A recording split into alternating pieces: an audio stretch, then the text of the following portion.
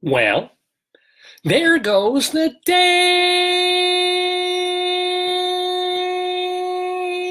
Daverhood. Good morning, everybody. And welcome. Yeah, wasn't that good? That was pretty good. I could hold it longer. That was like Sabado Gigante, David. Weren't we watching this episode of Mrs. Fisher where she stayed 3.5 minutes underwater? That was the miracle. What was it? Something miraculous mermaid? Yeah. She didn't do it. They put hairpins to get her out. Look at you, honey. Yeah, but she was down there. She was underwater for a good 2.5 minutes before she was able to escape and continue the trick, even though they tried to kill her. Meanwhile, I'm impressed if I can do Daverhood for more than like 8 seconds. I think you can only have a watch party for 200 people. Oh, well. Well, if we can get 200 people watching this episode of Dave's Gone By, it is our 718th episode. It's like 7 high. Yeah, what? It's actually 16. It's 7. What, 7 plus 1 plus 8 is Yeah. 16. 1 plus 6 is 7. All right, lucky. Yeah. 7, except your family, all the numbers are... It's because my grandmother was cuckoo pan. She'd say for us, like a black cat, walk under a ladder. It's reverse luck. She might have been, grandma might have been either a witch, or she might have been Jewish, or she might have been, or both. an animist. I don't know. Oh, well. Anyway, by the way, welcome to Warhol. Hey, Warhol. Tuned in right at the start. And Lawrence and so many other people who are going to be watching us on this episode of Dave's Gone By. It's going to be a really great one because we're going to have a special guest talking to Rabbi Sol. Of course, we'll have our usual unusuals of Greeley Crimes Old Times. And you know what? I'll tell you about it after I start playing our opening intro. Good morning, good morning, good morning. There goes the neighborhood. And there was much rejoicing.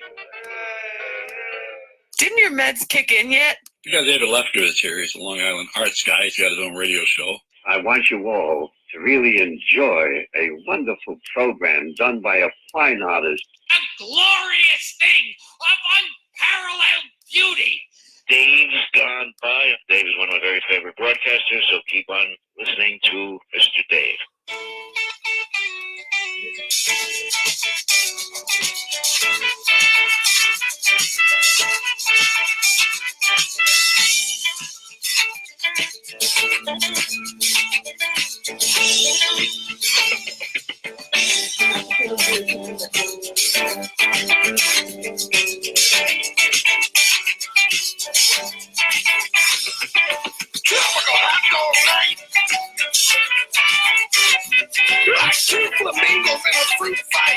Well, as I said, we're in the Daverhood with me, Dave Lefkowitz, my darling and adorable wife, Joyce, helping out on the show, and all the folks tuning in for a brand new, exciting episode of the Dave's Gone By Facebookio Podcastio Programmio of the stream. It's a mix of humor and talk and music and culture and whatever else we can throw in for the next 3 hours, 9 to noon-ish. Every Saturday morning, we call it the Daverhood, and we welcome you to it. So welcome. Another David joined in. Great. Ooh, David squared. Yes. Okay, and we have Edward. Oh, well, of course, Edward is tuning in, and Edward will be calling in at just about 10 o'clock, or are we calling him?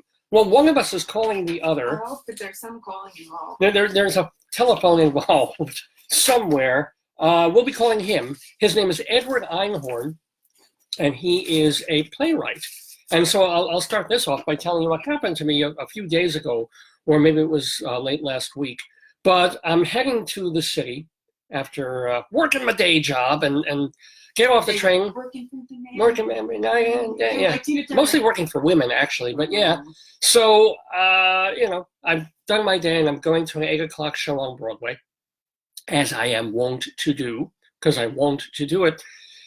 Get off the train, and I've got a little time to grab some food and then hit the theater, go to Broadway. And I'm walking around West 40th Street, and I see that there's a storefront that's kind of open towards the middle of the block, and it's all lit up.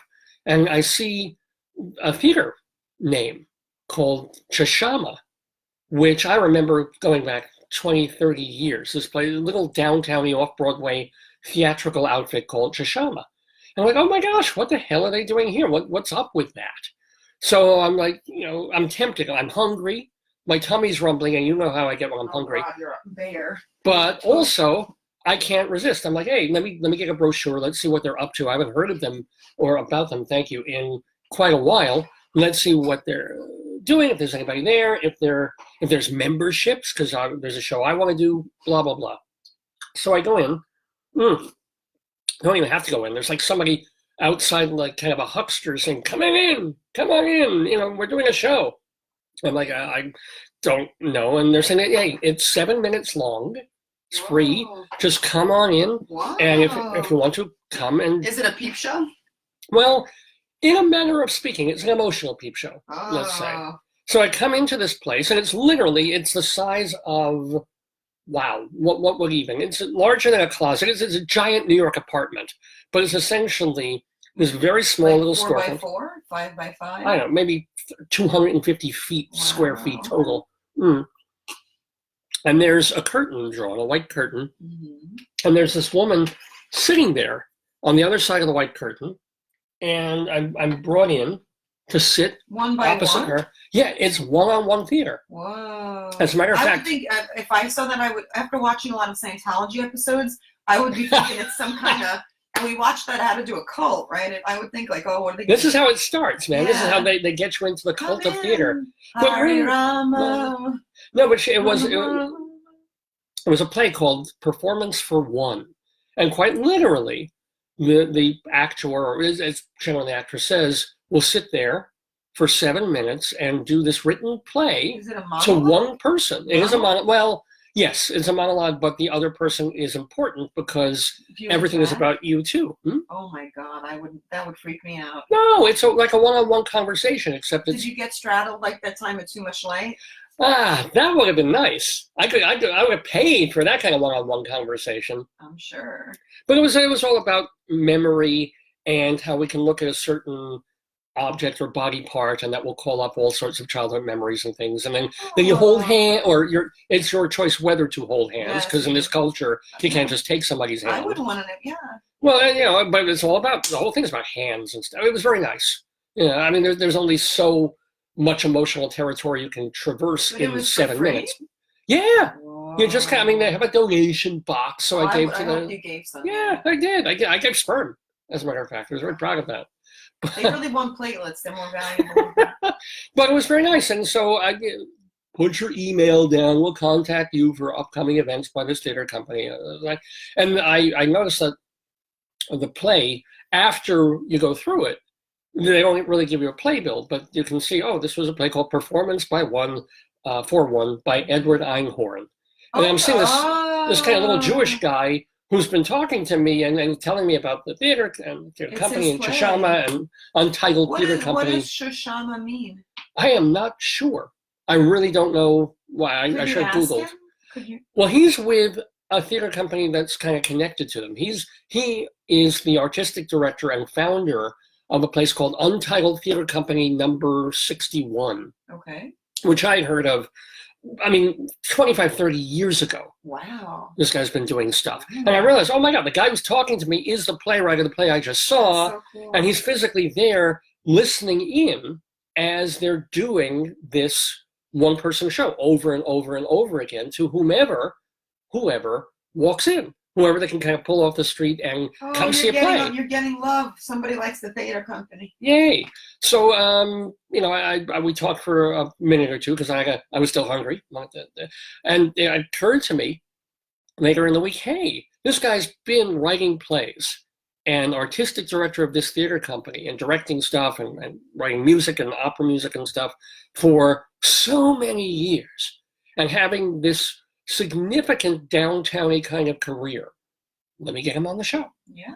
Let's talk to him. And since we're in the middle of the Jewish holidays, like the Shmini Atzeret starts tomorrow night, and then you got Simchas Torah, he's Jewish. You know about Shmini.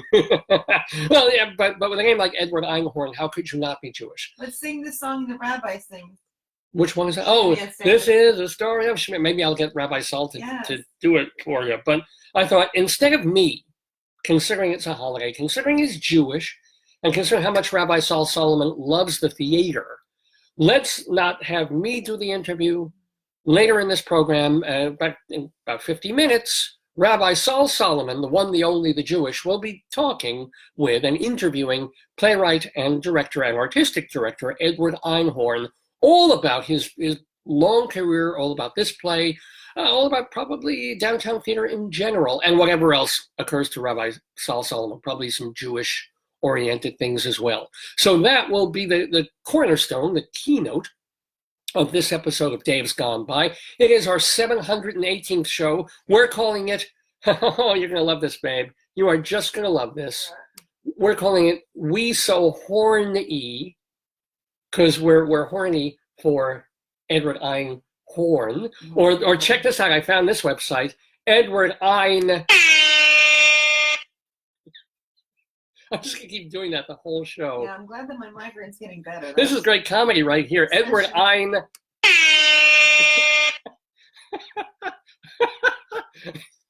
for We So ladies and gentlemen, yeah. I prefer instant rim shot, but this instant, I wanted an Uga horn more than that. But it still kind of works. By the way, welcome to, as I said, Warhol and Lawrence and Tony, of course. Welcome, Tony. Tony's going to be really interested in this theater guide for sure. Look at all the people that join. Can you say thank you? Yeah, if you can turn it to me, I can read them. Oh my God. Hello to Take the, you know, to bring it closer. Roderick and David from my high school, and Aldo and Donna and Michael and Bruce and Stephen and Linda and Michael and Brownell. I'm sorry, Brownell. Billy joined twice. So thank you, Billy. Wow, He's on two different Billy. computers watching. James J. Janine, of course. Janine, welcome back to. She's watching every week. Christopher and Jeffrey, as well as Annie and John and Kenny and Drew. He tunes in a lot, and Michael. So thank you, guys. Thank you so much for tuning in for this episode of the show, which has been airing since October of 2002. First on terrestrial radio, then on the interwebs, then on college radio, and now on Facebook, as well as our archives at davesgoneby.com. Am I blurry on your thing? I think I've got spittle on the lens. Hold on. Blurry. Warp. That's better. Now I'm looking sharp. How are my teeth? I can't, you know, you're delayed on the. Oh, yeah. So just I went, oh, thank you. What? I'm getting hearts, tears, all sorts of emojis about my teeth. Because I went to the dentist. The dentist can be very stressful. Yeah, man. Went to a very nice local dentist this week because I had to change dentists. I'm not in Colorado anymore. Oh, you know why they're giving you hearts, because you look clearer after you clean the. Oh, thank you so much. But yeah, so I go to this new. Oh, do you dentist. want the pictures? Oh well, I can't put them. You can pop them. Oh, I guess I can show them on the thing. That'd be cool. And I walk into this dentist's office, and it is an adult, specialized kind of dentist guy. Thank goodness I don't really need special work at the moment, but went in there just for a basic checkup and x-rays and cleaning. Always got to do x-rays when you go to a new dentist. But I walk in, and it's just like frogs and dinosaurs and a slide. You could slide one way. There's just something a little weird. I mean, it's great that because there's another dentist in the same office. Well, there's a pediatric dentist, but when I'm trying to walk in like a grown-up, and suddenly there's Halloween decorations and it's like big a jungle lizards. theme. If you went in the back, they have like a tiger and all sorts of like jungle stuff. I think you're supposed to feel like you're in a rainforest. Yeah, but it's odd as an adult when you don't have a child and you're going to be sitting down in the dentist's office. I'm like, okay, and it wasn't soothing. David, it's like the emergency room when I went in and they put me in the kids one. Yes. With the astronauts. But even if it were for children, I don't know if I want to see all that activity and all that stuff. I think it's to distract them. It's to distract the kids so they're looking elsewhere. So meanwhile, I was a very good boy. This is me having my teeth done. I'll give you more pictures. Slide. Slide. Yeah, that's what she said. Hold on. Wrong way. Oh, oops. Yeah. There wasn't any naked stuff of me on there. No. Not that there would be, but let's see. We have naked pictures of our dentist. When you slide, just slide toward me. Okay. I'll slide it here. Well, here's another.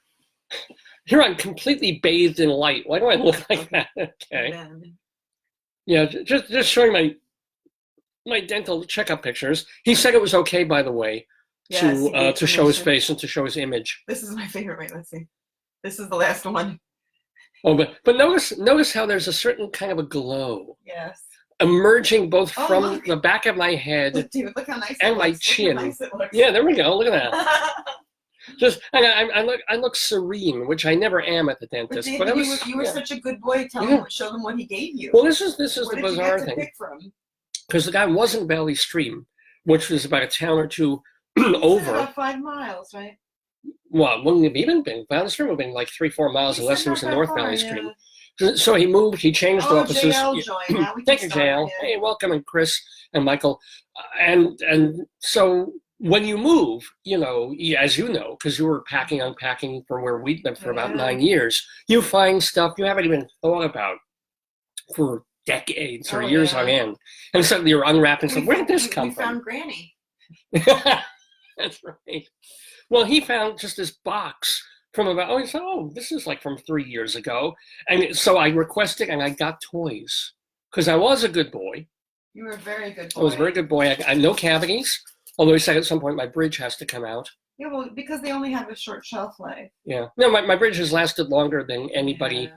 So, it'll last longer than the Golden I Gate think, at this no, I point. think it lasted. It's double time. Mom and I figured it out. It's probably almost double or 1.5 times. Well, it's supposed to last 10 to 15 years. I didn't get it 30 years ago. No, but but you got it at least more. It was about more than 15, that. 20 years ago. Yeah. 'Cause he's retired quite a bit, David. I asked Yeah. Mom. He's retired. So alas, there's that. And then, of course, everything you want your dentist to tell you is like, there's a sideways tooth that you've always had Yeah. that really should come out.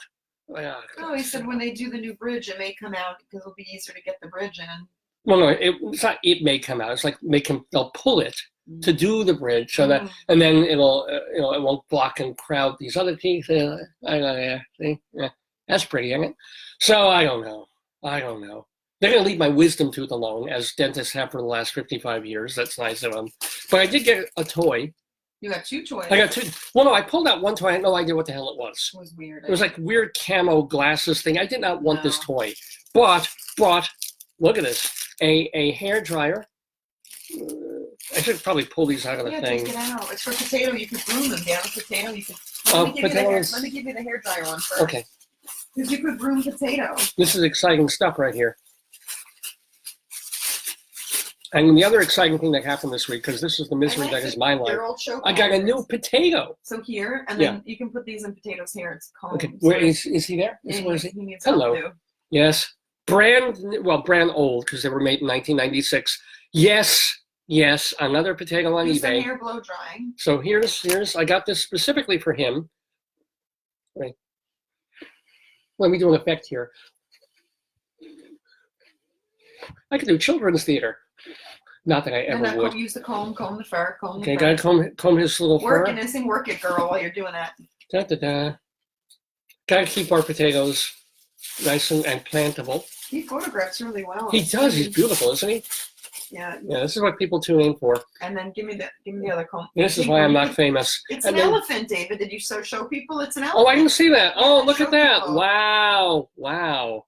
Yeah. Yeah. I'll take them. I guess we should keep it in our trunk.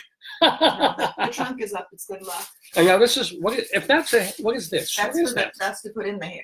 Oh, okay. So like I'll show Can you. put it in this Can ribbon? you come to me? Yeah. I'll put it in your hair real quick. Oh, I have no hair to put it in there. There you Oh, go. See, look. Oh, I'm jealous. he wants it. Oh, isn't that beautiful? That's nice. I think it I think looks I'll keep that pretty. there for a bit. It gives you a little color. It gives a little, It does indeed. And then show them the other toy. Like, you know what I love? The reason they probably sat there Yeah. is because all of these things are choke hazards. Look at this. Look, David, here. See, you shoot it up and the ball comes up, see? Oh, wow. Okay, I'll let it give be. you But that. yeah. No, you could shoot it up on the thing. Let me give you the Oh, ball. I see. I get it. Yeah. Now put the ball in. We could have gotten this for our dog instead of the click trainer Yeah, but that we I'll got tell you all those years. what- Whoa! Damn. I guess somebody hadn't done that in a couple of weeks. There we go. Let's try this. Whoa! This is an eye hazard. It's an eye, and look at the size of the ball. That's perfect for a child to choke. This is what dentists have been doing from time Yes. immemorial. Yeah. In memoriam is first they would give lollipops and Yeah. candy if the kid was good, having a cavity drilled or had no cavities, so that the kid would get cavities Yeah. and then be costing more to go to the dentist next time. And now they just give horrible toys that kill. That's why they gave it to us 50 and 55. I guess so. That's why they didn't even open the box. Yes. Because, well, the hair dryer's kind of, there's nothing there. That comb? Yeah, well, this is a choking hazard? Yeah. I Don't guess. eat anything. Because people will see me with this in my hair and they'll laugh, start choking from laughter, I guess. No, you look handsome. Speaking of laughter and colorful things, I'm gonna turn this way. You're watching the 718th episode of Dave's Gone By, which will also feature, besides Rabbi Sol Solomon and Edward Einhorn, will also feature Inside Broadway, because I've got a theater review, a Broadway review for you of the new play by Tracy Letts. It's called Linda Vista. Beautiful, and you know, beautiful view, right? Yeah, it's a place where this divorced guy moves into as his life starts to spiral is downward. it like one of these bachelor pad apartments? Yeah, but nothing so. It's not like space age 1970s hip. No, but it's like down and out. Like sometimes they have they always do it even on The Simpsons. It's like a running joke on TV that after the divorce, women suffer more financially, but they show the father moving out to this like very sad but yet a little happy bachelor place. You know? It was an okay way station kind of apartment that he gets. And by the way, if you know Tracy Letts, he's the guy who wrote August Osage County, won the Pulitzer and the Tony for that. Also wrote Bug and Killer Joe and Superior Donuts. Plus, he's a very fine actor. If you've seen him on Broadway recently in All My Sons and in Who's Afraid of Virginia Woolf, he's one of those guys who, at one point you see him on stage and he should just act.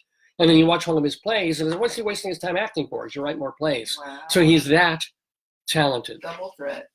But did I like his new play, Linda Vista, which is on Broadway? I'll let you know. Plus, there's some Broadway news. There were other shows that opened on Broadway last week, and other critics weighed in on them. I'm going to let you know what they thought on Inside Broadway. We'll also have our Colorado Limerick of the Damned, ladies and gentlemen, and guess where we're going, babe? Climax. Oh, Lord. There's actually a town called Climax, God help us. Colorado. Because you know why? Because, miso E. Today on Dave's Gone By. Climax, Colorado for our Limerick of the Damned. And guess what? Do you think we have StoryTime, babe? I hope not. Could you reach over and hand me the book in that folder? No. Please, please. You see it, you know it. Oh yeah. Here it is. We're getting to yet another installment of Francesca Gould's book, Why Fish Fart. We're about 3/4 of the way through the book, as my wife will be very, very happy to hear. So, yes, just a bit more. We talked about fish slime last time, the hagfish. Which animal's the best actor? I think we're up to why do skunks... oh, no, we did that one. We did that. Cockroaches farting. Which frog gives birth through its mouth? Jesus. Do jackals really feed their offspring with their own vomit? Yeah, I think we're up to that one. I hope not. Oh, so many fun items. Basically, true disgusting facts about the world we live in. So we share a few of them every week on Dave's Gone By in Storytime. And then, of course, our Yesterday Today segment. Do you know if Cynthia and Jeff are here? I don't see them here. Because you get to play against Cynthia and Jeff, our trivia Cynthia quiz. And Jeff are celebrating the holiday. Oh, well, it's Halloween. Yeah, but it's still holiday until next week. Yeah, that's true. That's true. Well, I hope Cynthia and Jeff are here so that you can play against them for our weekly quiz. We call it Today, Yesterday, where we'll be asking a bunch of questions about today in history, October 19th, all throughout history. It's kind of fun.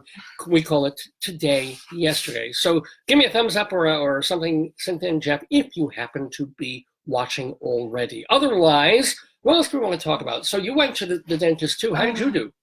He did good. He fixed my biplate, my bonding. I was very satisfied with him. He's a good man. Oh, good. Oh, excellent. Yeah. Do you need any work done? Or are you good? I got no cabin. Yay! But we have to get the water pick. That's true. We need one of those portable water pick We things. had one back home. We just need to get. I could take the electric toothbrush, but the water pick was too obstreperous to take. I wonder if anybody is either cheap and or lazy and has like an enema bag double as a water pick. It wouldn't work. I just got thumbs up. It's probably, I guess it might be from Cynthia and Jeff, so maybe. Or it's from using an enema as a water pick. You couldn't. You'd have to use like a hose or something. You'd have to have something really you'd have to get a power washer, but it'd probably knock all your teeth out. That would not be good. No. So what else? There was that. Oh, and we talked about the new potato. Yeah, very exciting. Here's a quote from you yesterday. Oh God. Oh, when our family was visiting.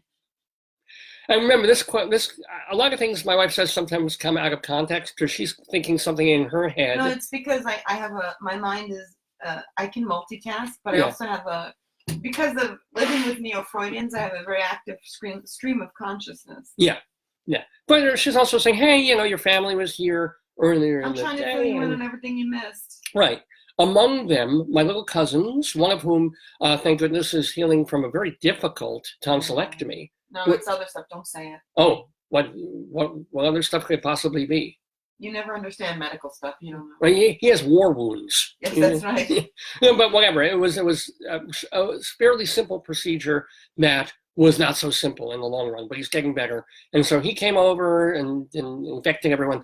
And then his brother and other cousins and whatever came over yesterday to see the family, including a young child. And this is the quote that you hit me with. Tell people also I was in Migraine City. You were in Migraine City.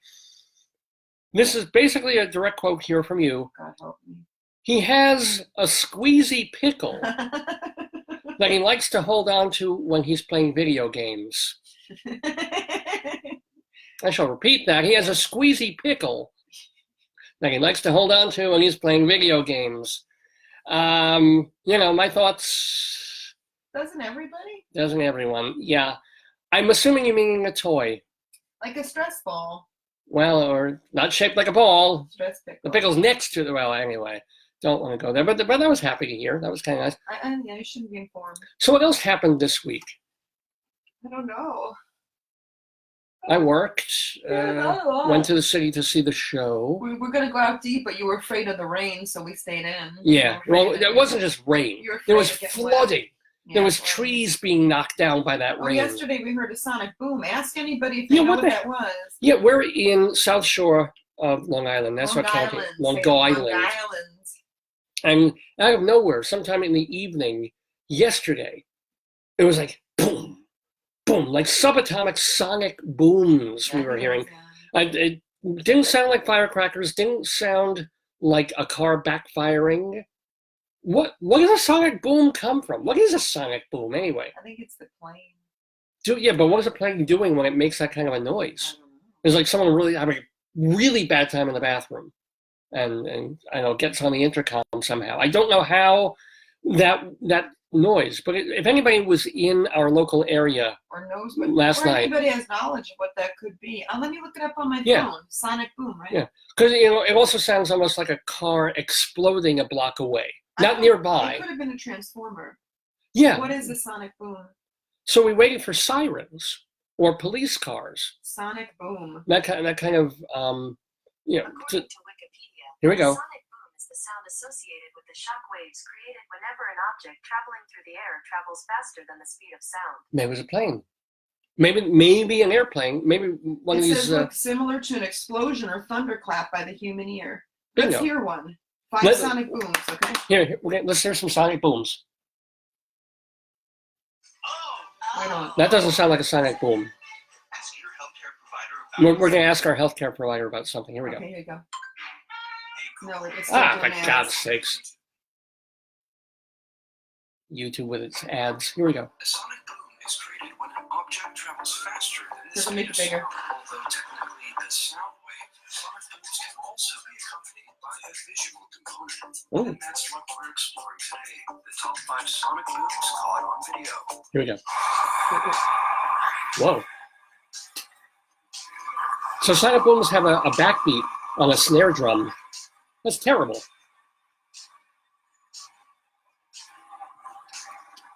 This isn't.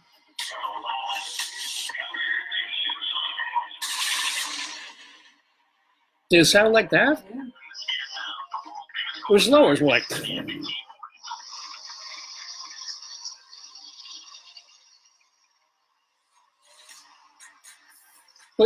But planes, yeah, turn this on, ridiculous. But planes do not go faster than the speed of sound. They're going like, basically double the speed of cars.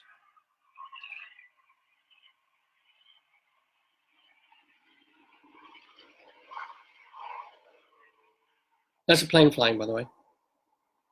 There's a... Aircraft, mostly military, Ooh. are supersonic. Supersonic. Faster than sound. When they do, they produce a sonic boom. That kind of... I think maybe it's a military plane. Oh, maybe. Yeah. Maybe it's the Can you Ukraine. turn it in a little bit closer? We It's like, hear this boom. Oh, Turn We it what? hear the noise of the airplane. turn it in like What makes you're this angling sonic it too boom? far. Turn it. And What? why do we hear It's- the sound of the airplane only That's better. afterwards? Sound expands in a sphere. The sound source produces vibrations. Do you feel like you're in travel all 6th grade directions science class right waves now? of compressed air. Okay. Though the sound waves move in 3 dimensions, we can make it clearer if we show them in 2. Behold, the human anus. A white circle will represent a single wave of compressed air. That's your foot. Oh, this is Now, fascinating. here is the sound source, Here we go. and here is the person who hears the sound. Oh, he's cute. First, the situation where the sound source doesn't move. The compressed waves of air travel in regular succession, equally spaced.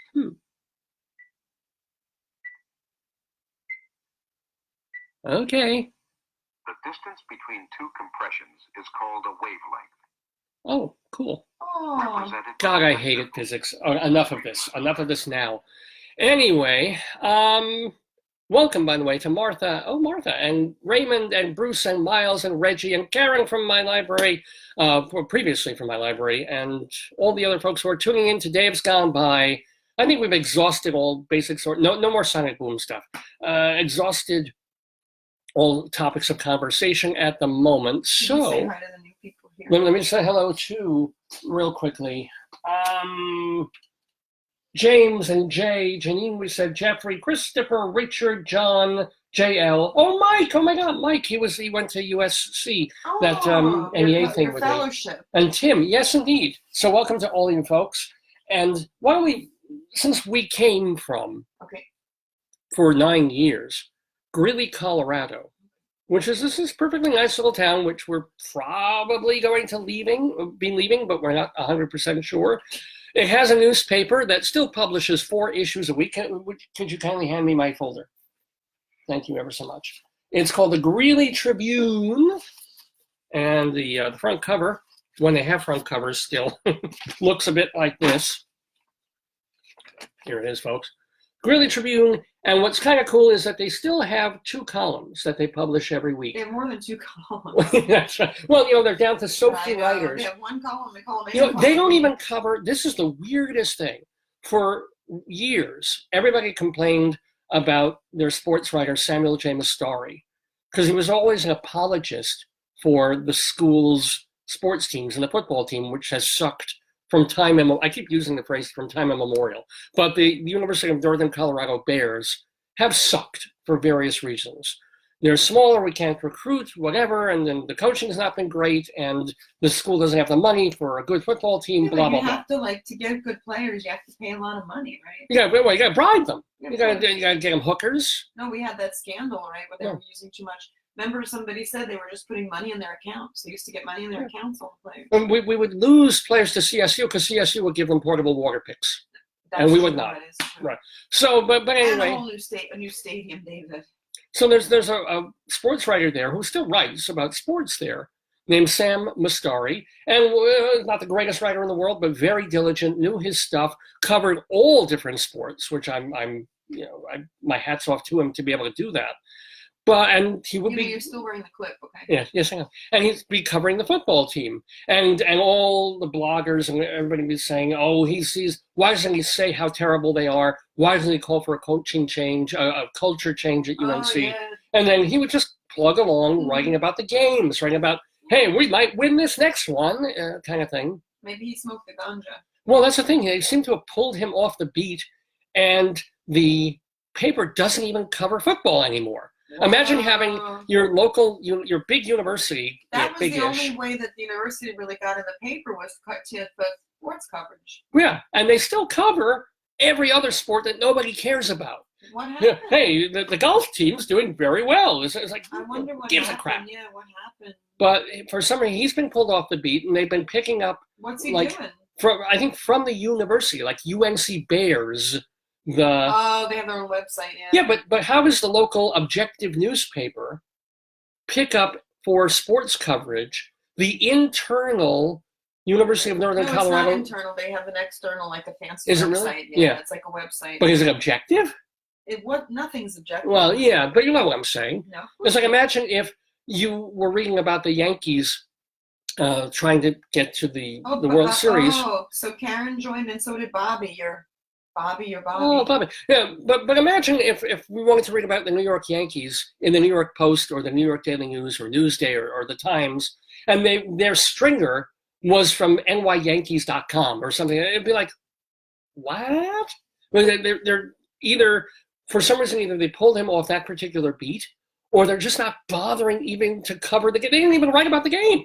Wow. Because, of course, UNC's, maybe they've made the choice of the paper to say, until the UNC gets a half-decent football team, why bother? Unless we lost. No, unless he left or they put him on another. Yeah. Unless he left or they put him on another beat, you know. Yeah, maybe. I mean, well, he's covering other sports. That's the funny part. He's writing about volleyball and girls basketball, which is a very good team, by the way. And I think it's funny because I like to go and find out how the Bears are doing because I want to see them lose.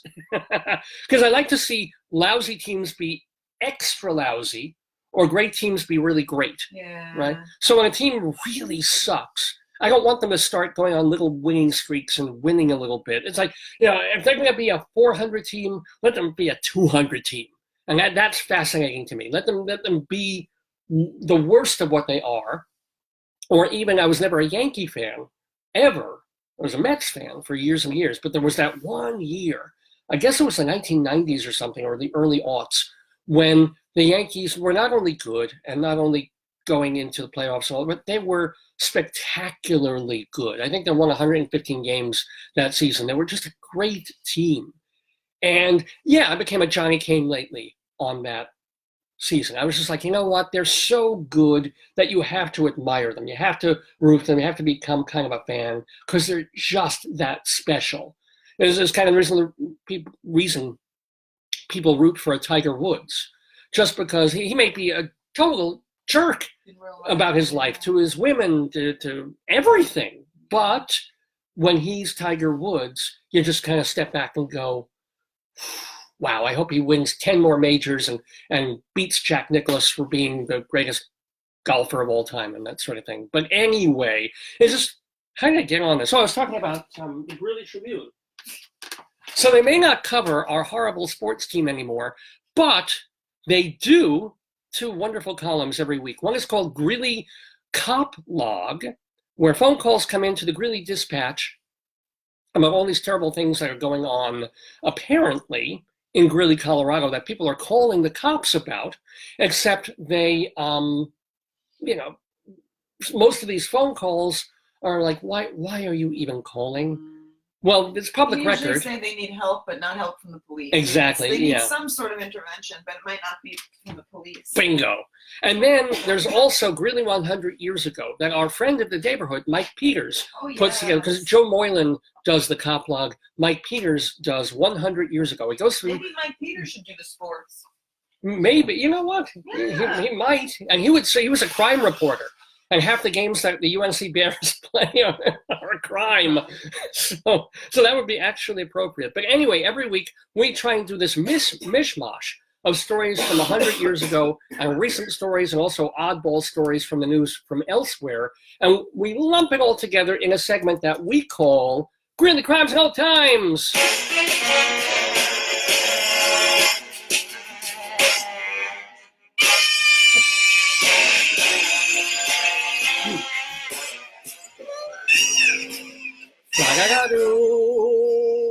Fla-da-da-doo, flo-dee-dee-dee. Yes, ladies and gentlemen, Greeley Crimes Old Times is where we go for every week what's happening in Greeley, Colorado, both weird and wild and wonderful Are you ready for some Greeley Crimes Old Times, my dear, Yeah. and folks at home? Here we go. Oh, this was actually a this went beyond even the cop log story. This was a story in the Greeley Tribune a couple of days ago, or I think it was maybe in early October. This is the headline. Okay. UNC. Oh yeah. Get that ready. Well, male UNC student takes acid, tries to bite Greeley police officer in the groin. Oh, wait, what do we have for that? Yes. That's terrible. Because who doesn't get stoned and then try to bite a cop in the groin? I guess maybe he was in the car. Like, how do you even reach that? I don't know. Well, it could have been on his, and it's the first thing you can reach. Let's hear some more about this, shall we? Gesundheit. A 19-year-old University of Northern Colorado student, 19? yeah, old enough, so his name's in the paper, was arrested. Yeah, that's right. He'd probably have to be a grad student, wouldn't he? Or 19? transfer. No, 19's a baby. 18. 19? 19. You graduate high school, graduate college when you're. No, Oh, no, 20. no, you're right. Probably a sophomore. Sorry. Gesundheit, yeah. Someone's cutting grass somewhere. It's killing me. Well, he was smoking grass, among other things. Let's see. Gesundheit. He was arrested last week after he allegedly ingested acid. How do they know? And tried to bite a Greeley police officer in the groin. Wow. James Adam Pike, he is 19, they can mention his name. I can't believe that, really? Yeah. Was subsequently jailed. Gesundheit. Good Lord. I smell grass. You don't smell grass? No, I'm not noticing it. We don't have the windows open, so. You smell it, yeah. Probably through the AC. Subsequently jailed on suspicion of one count of criminal attempt to commit second-degree assault. That's horrible. Well, that really bites. Don't bite the Jennies. Just before 2 a.m. 2 Saturdays ago, Greeley police What do we say? responded. Nothing happens good after one. Gesundheit. I bet you it was 8th and 8th. Well, it was 8th. I told you. And guess where it happened? Where? On the campus, a part of the campus. 8th? I don't know. Where? Tell me. Around 20th Street, I think. Or Tell me. down over by, like where Chipotle is and all that. Oh, wow. At a fraternity house. Doi! Right? They responded to a fraternity. You know when you go, like, not near Chipotle, but they're behind the business school, there's like a whole line of fraternities. Yeah. Well, he was at one of them for a man acting aggressively. The caller told dispatch, and this is a real, I'm glad the caller called, that a freshman, he's a freshman. Tell them why, because we had a kid who he had some sort of other physical problem, or he was on drugs or alcohol, but he jumped and killed himself. He actually died. I don't know if it was intentional, but in a fraternity from a second floor balcony. So that's why. I don't know if it was the same fraternity or if that fraternity that one was on disbanded or something. But that was a different street, David. But anyway, the caller told dispatchers that this freshman had taken 3 or 4 tabs of acid. Oh my God! What? And 200 milligrams of marijuana, which probably should have mellowed him out after the acid. What I don't understand, these kids can't pass like stats 101, but they can say 200 milligrams. How do you know that? Yeah. I know. So you can't do a formula. You can't get chemistry lab done, but you can understand how to analyze marijuana. Well, maybe he doesn't understand how to use acid and marijuana because it didn't do well for him. He then removed his clothes. Maybe been sexy vegan. Well, it's the first thing you do after you're high on drugs. Most people do get naked. Yeah. I would. And he was trying to fight other members of the fraternity. I wonder if he thought they were pink dragons or something. No, but I'll tell you, this is the bad thing because that fraternity will be suspended now. Well, if there was acid on that. Yeah, you can't do drugs. So not only will they get suspended by the uni, but the big chapter, like the mother chapter or father chapter of the fraternity, will also sanction as well. They should, because I think pot might be legal-ish in Colorado. Yeah, but although you can't even vape on campus, so I don't know what their rules would be. They're off campus. The marijuana is not the problem; it's all that acid. Well, acid, yeah. I mean, and the fact that they had to call police, right? Yeah. It took 3 police officers to restrain this guy with handcuffs. Once the handcuffs were on, Pike rolled over, sat up, and lunged at the groin area of one of the It's like a nightstick in your pocket. You're just happy to see me. Man. That's a mess. That's a hot mess. The officer started hitting him. Well, there you go. Yeah, there you go. To little effect. Eventually, Pike was brought under control. He is now free on bond. Yeah, actually, there's a picture of him in the trip. He's got blood on him. I mean, I'll tell you, is he a white kid? Yeah. Yeah. If he was a black kid, oh, he'd be dead. The cop would have hit him with something else besides his fist. So, yeah. Usually what they do, people are trained in restraint techniques. Yeah. But he's lucky they didn't taser him. Because Oh.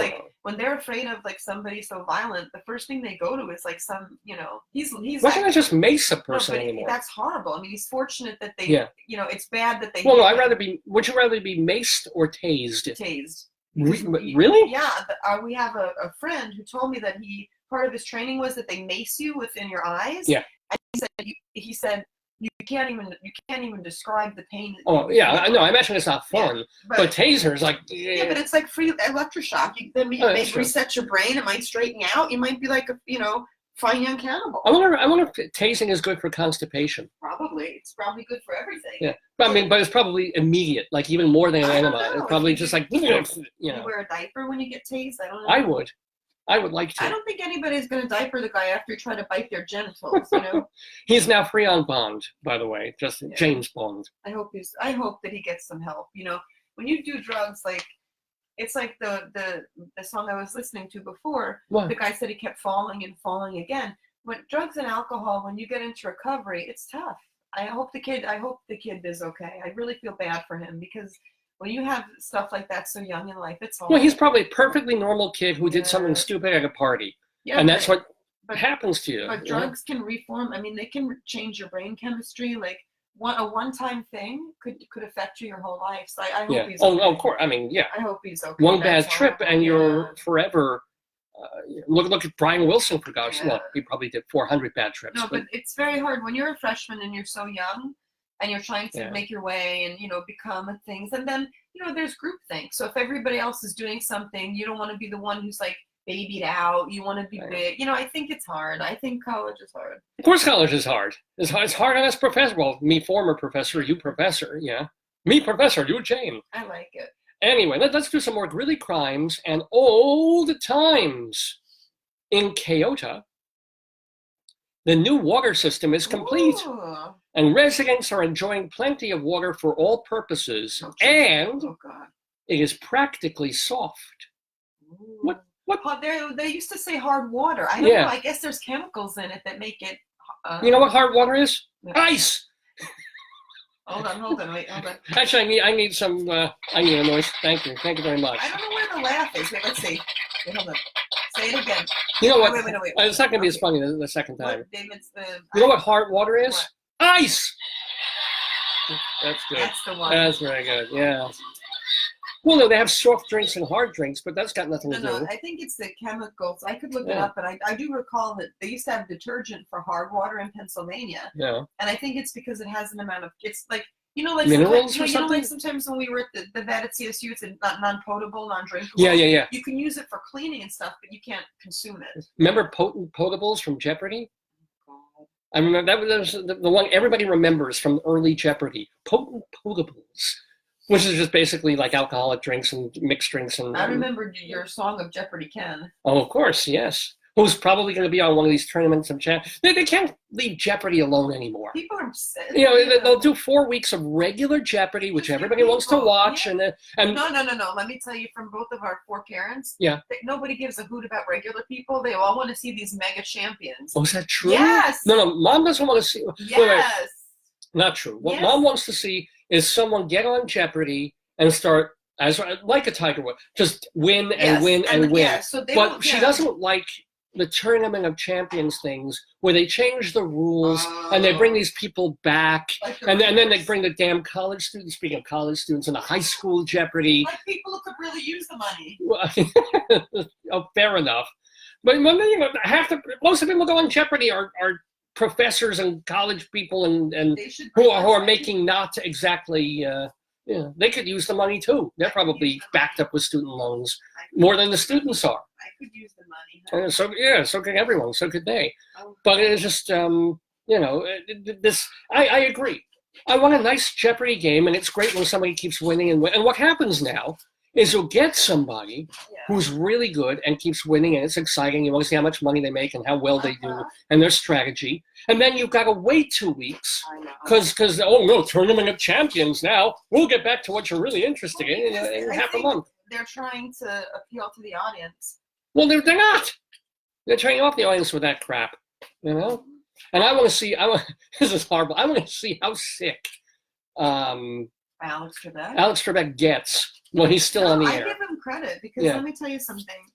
Like, if I had to go on with migraine or I had to go on when my heart has murmur thing or whatever, it's hard to pull yourself together. Oh, yeah. You know, like, to get yourself up in there. Like, imagine you had the hernia and you had to do something. Oh, God. Like, I had to take you to work on the train all the way to work and then go all the way back because you were afraid people would touch you in the wrong place. Well, because I'm on a subway. I'm on a railroad too. Yeah.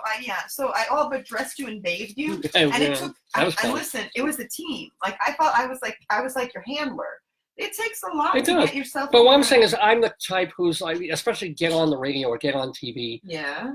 My last dying breath. You call it Dr. Theater, right? Dr. Theater. If I were in an iron lung, wheel me out. Who said it, Dr. Theater? Was it one of your guests said that?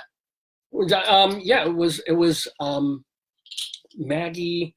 It was Fiona Apple's. It was Maud Maggart. Yes, it was Maud Maggart who was talking about Dr. Theater, and she was saying that you're sick, yes, and then curtain goes, and it's like it's the god of adrenaline, I think. Yeah, it kicks in you. Yeah. So how do we get? Oh, but I wouldn't even need Dr. Theater. It would happen to me.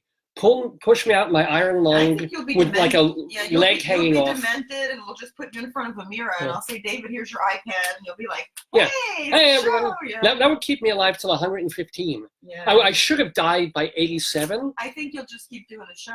Oh yeah, absolutely, continuously. Let's see what else. What else is in Greeley Crimes Old Times? Greeley Crimes Old Times. We have. Some news from Evans, Colorado. Oh. Last Monday morning, Fred Minns had the misfortune of losing a valuable cow. Oh, we don't have the mooing anymore. What would a cow no. Oh, we used to have an animal one. Oh, no. That's Mrs. Mrs. Wait, Minns. here we go. No, you know why I say that? It's like, think of the Amish. Cows are very important. Horses and cows are like, you lose a cow, you lose the meat, you lose the babies, you lose the milk. Remember Hansel and his family cow? No, I don't. We'll have story time later on in the show. But story time began with a cow for Hansel, if you all remember that.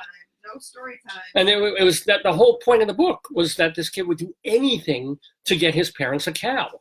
Because that was the family meat. Yes. Yeah. No, but also like milk and stuff, and then they could have baby cows. Yeah. Or as I would say, baby cows?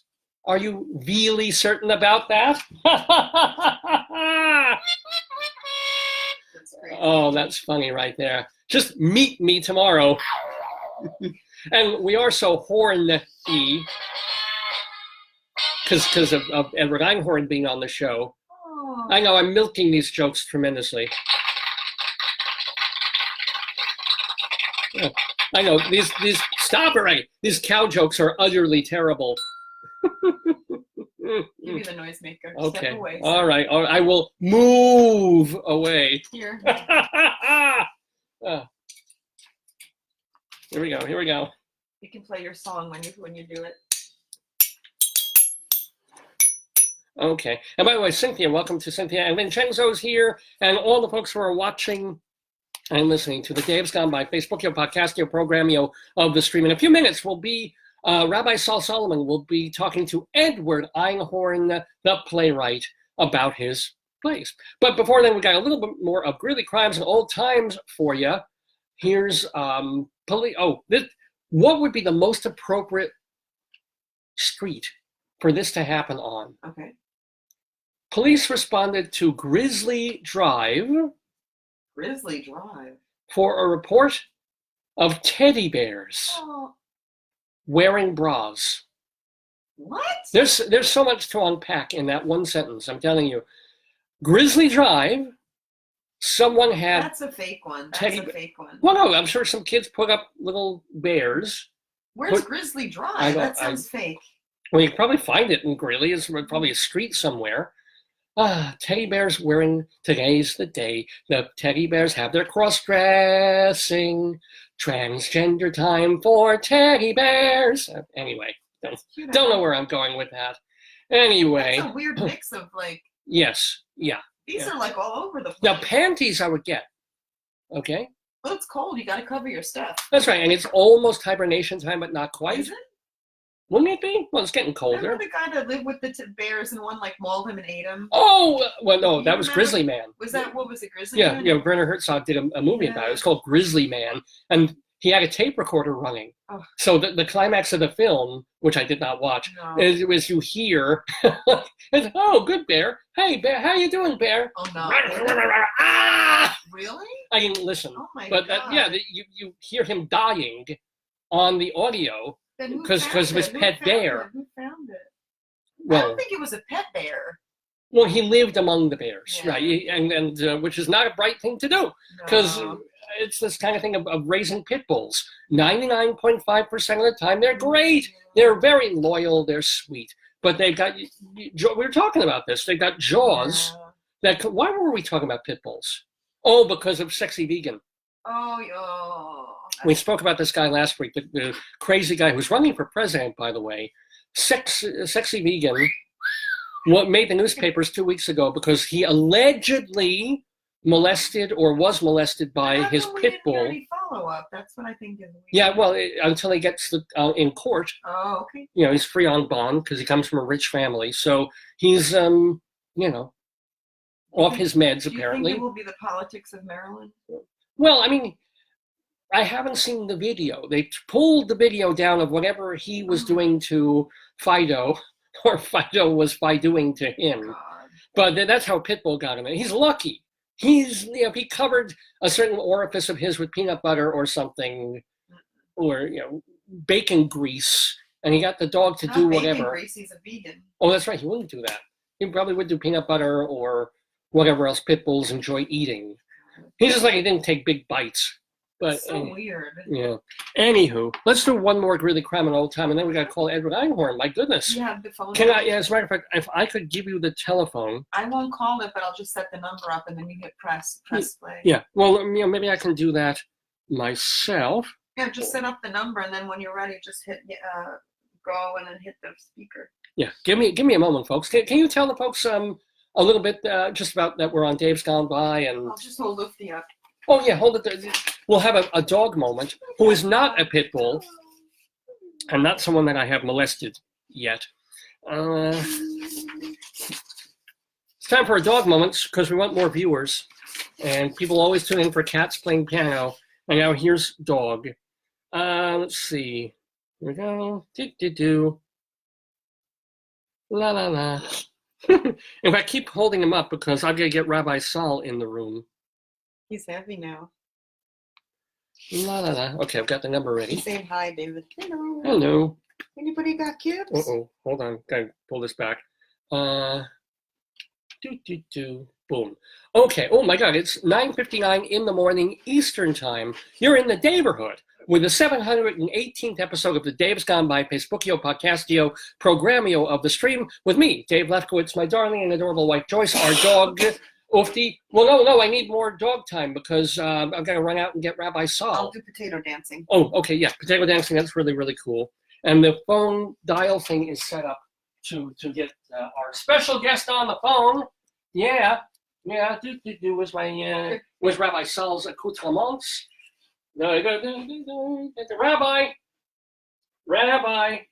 where are you? Rabbi Sol. I wish we could play music. That would have. I just put the number in it. Lost it. No, you can. I'll get it for you. Here, I'll do it. Here it is. Okay, It's right there. Okay, I'll do it. Okay. Well, now I can't go on camera because I've gotten completely naked because the dog excited Do you me. want to use my phone or your phone? Oh, my phone's great. Oh, you're okay. Okay. So let me remind you that we couldn't do this show without the auspices of our wonderful sponsors, Hewlett Minuteman Press, the copy kings of Broadway in Hewlett, Long Island. Yeah, once we get him on the phone, I'll plug it in. Mm-hmm. Oh, hold on. I just have to set up our guest. More potato dancing, please.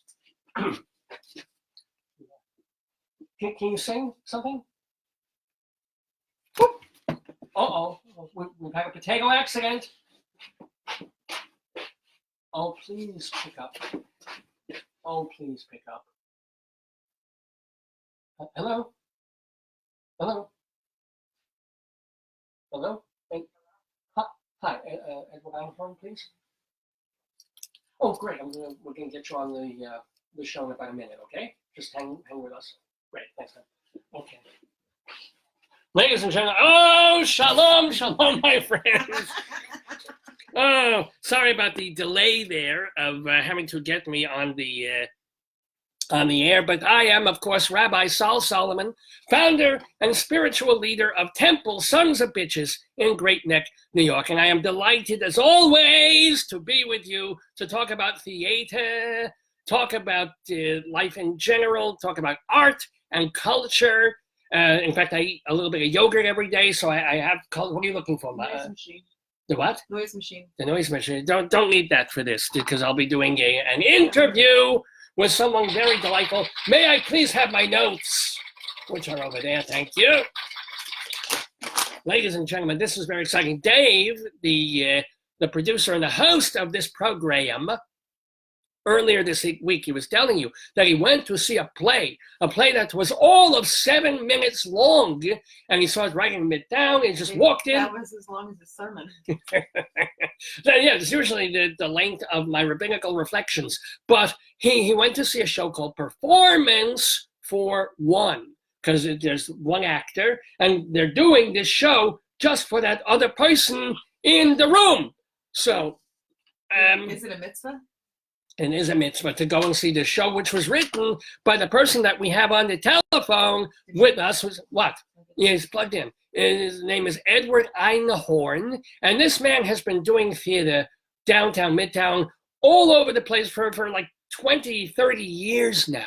Let me read some of the shows that he's done. He's done The Irresistible Rise of J.R. Brinkley, The God Project. He adapted Do Androids Dream of Electric Sheep, which is a rather sexual thing there, and of course, Performance for One. He also does kind of music stuff and operas. He did Letters to Engels, a Karl Marx opera, and we'll be hearing a little bit of that after the. Did he write children's books? Well, we can ask him, because I also. In disguise. So first of all, David, are you there? Can you hear us, and can we hear you? Edward. I'm here. Oh, Edward. Oh, good. Shalom to you. How you doing? I'm going to make you a little louder so that we can hear you even better. How are you doing this fine Shabbos morning? I'm doing well. How are you doing? Good. I can't make this any louder. Oh, I know I can make it louder. Hold on. There we go. That's the problem. Now you're going to be loud and clear. So, how is Performance for One going? It's going great. We've done about 16, 18 performances in all over the city, and actually also in Woodstock, New York. Oh. And we have these little venues that have given us the space, from Washington Heights to Governor's Island, all over the place. And some people reserve, and some people just walk by and discover it. Well, let me ask you, how did the concept for doing this one-on-one show in pop-up places occur to you? Well, it probably came from I had gone to a theater piece where I was a judge for an award, and I arrived at the play, and there were no other audience members, and it was a 2.5-hour play. It wasn't necessarily the best play I've ever seen, but you had these actors really acting their heart out just for me, and I became really aware of myself as an audience member and the responsibility I felt to these actors who are working so hard in front of me to be responsive. And then I thought about the role of the audience member and how you sort of forget that when you have a large audience around you.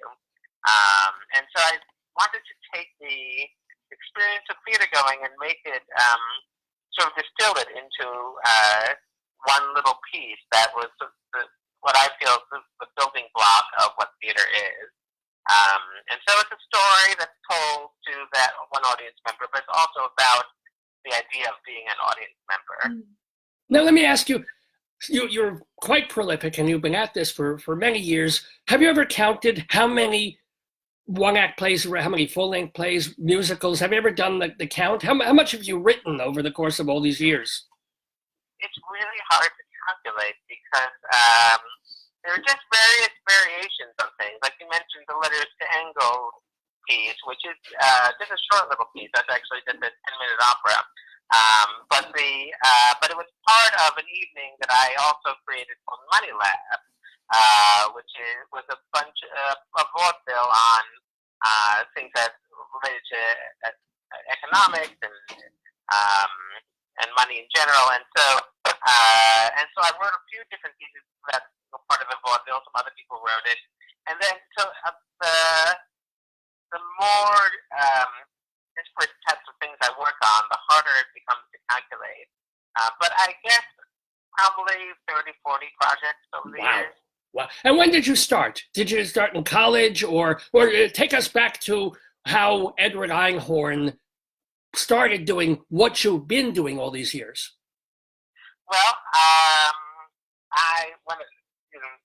I started doing theater in college, but I wanted to be a writer since I was a kid. So about 7 years old, when I was 7 years old, I read the Oz books, and there was a afterword by an author called Edward Wageneck, and he said when he was young, he had read the Oz books and decided to become a writer, and I was like, oh, that's a great idea. So I went in and told my parents I was going to be a writer, and I kept saying it over and over again. Wait. Did your mom and dad pull their hair out? Did they put their heads in ovens? And no? I was 7 years old. They thought how cute. Little did they know that I would stick to it. And later, my father tried to convince me to go that I could also be a writer and a doctor, but that didn't really work out. And the first actually published books I had were sequels to the Oz series because somebody had come to a play I wrote, and he was a publisher. And we started chatting, and they were going to be publishing. We were looking for an author for a new Oz book because it was going to be the 100th anniversary of Oz. And I said, well, that's what made me interested in writing in the first place. Can I give you a proposal? And so my first published book turned out to be a sequel to the Oz novel. So it sort of came back around. So you are the same Edward Einhorn. If people Google you, the first thing they tend to see is actually a children's book author. That's you too? That is me as well, yes. Oh, okay. So is that kind of your day job, as it were? I don't know what my day job is. I teach some writing. I do some children's book writing. I run a theater company. I do freelance directing and freelance writing, and all of those things all together are, enough stuff. It's the gig economy. Wait, no, it really. Now you're also Mazel Tov. I saw you're married for a few years now, mit Mazel. Yes. What does your lovely wife do? She is an architect, and she is moving into green buildings now. So she's going to work for the city, helping create environmental regulations for buildings. Whoa. Well, pretty much every theater in New York is going to have 20 violations now. It hasn't become difficult. I was working in a theater last year that was partially funded by the city, but as a result, they had to spend a long time making sure that they were really compliant with all the new regulations. Well, do theaters, are they grandfathered, or can they not have to be up to code if they're over a certain bunch of years old or something like that? They can be grandfathered, but if you do a major renovation, you have to then update it. So it's complicated. But yeah, there are a lot of theaters right now that are grandfathered into the old rules. But the new ones have to follow. Let me ask Edward Einhorn, speaking of theaters and theater companies, you put together as maybe it's that thing of like, look, I'm an actor, I'm a writer, I'm a director, I'm not getting work on Broadway, I'm not getting into Manhattan Theater Club or the Vineyard or places like that. Let me just form my own goddamn theater company so I can just get my shows done. Was that kind of the idea behind Untitled Theater Company number 61? Sort of. When I started, I was just trying to do a few shows, and it wasn't about whether I was getting into Manhattan Theater Club or the other places. I just wanted to had stuff I wanted to put up, and I want, a way to put it up. And the first one I was not going to repeat. A friend of my mother's owned an art gallery and donated the space, and I put up one, and it went well, and I put up the next. And what I actually didn't realize is that there's really a few tracks you can go with theater, and one is to try to get involved with the institutions, and one is to work independently. And deliberately or not, I chose the work independently version. And you don't regret it. It has been a good life, or even though it's a gig economy forever for someone like you, it's been the right choice. I love what I do. Sometimes I have certainly wondered, what if I went, the other way in terms of the way I pursued what I'm doing. But I love what I do, and I'm moving the show for the first time to London. A London theater is picking it up, and it's going to play off West End in London in the spring. Which play is this? You're talking about performance for one, or which? No, this is a play called The Marriage of Alex Vitopoulos by Gertrude Stein. Okay. And it went up here in 2017 at a theater called Here, and it got a very nice review from the chief reviewer of the Times, and so that led to it being picked up in London for an off-West End theater. Nice. And so that's very exciting to me, and they're hiring me to direct it as well. Wow, very nice. So see, here, this is the thing. If you write about, if either you are or you get to write about the LGBTQ community, you can get your shows done. Well, I think that hopefully less the subject matter and more the play, but yeah, there's we've been doing plays of all different sorts for years and years now, and the next one that goes up is going to be about my family. It's about my grandfather who discovered the Rh factor in blood. So that's much more of a personal piece. And I do a lot of things on science and politics and that sort of thing as well. Cool. Now we're talking with Edward Einhorn, and one of the things that the early ways that you and the theater company made your mark is that you did a festival of plays by Václav Havel, who he was in prison in Czechoslovakia, and then he became the president of Czechoslovakia. I mean, the guy who hobnobbed with everyone from Lou Reed to major head of state and an important man of the 20th century. And he came to the festival. There's pictures of you with him. Sure.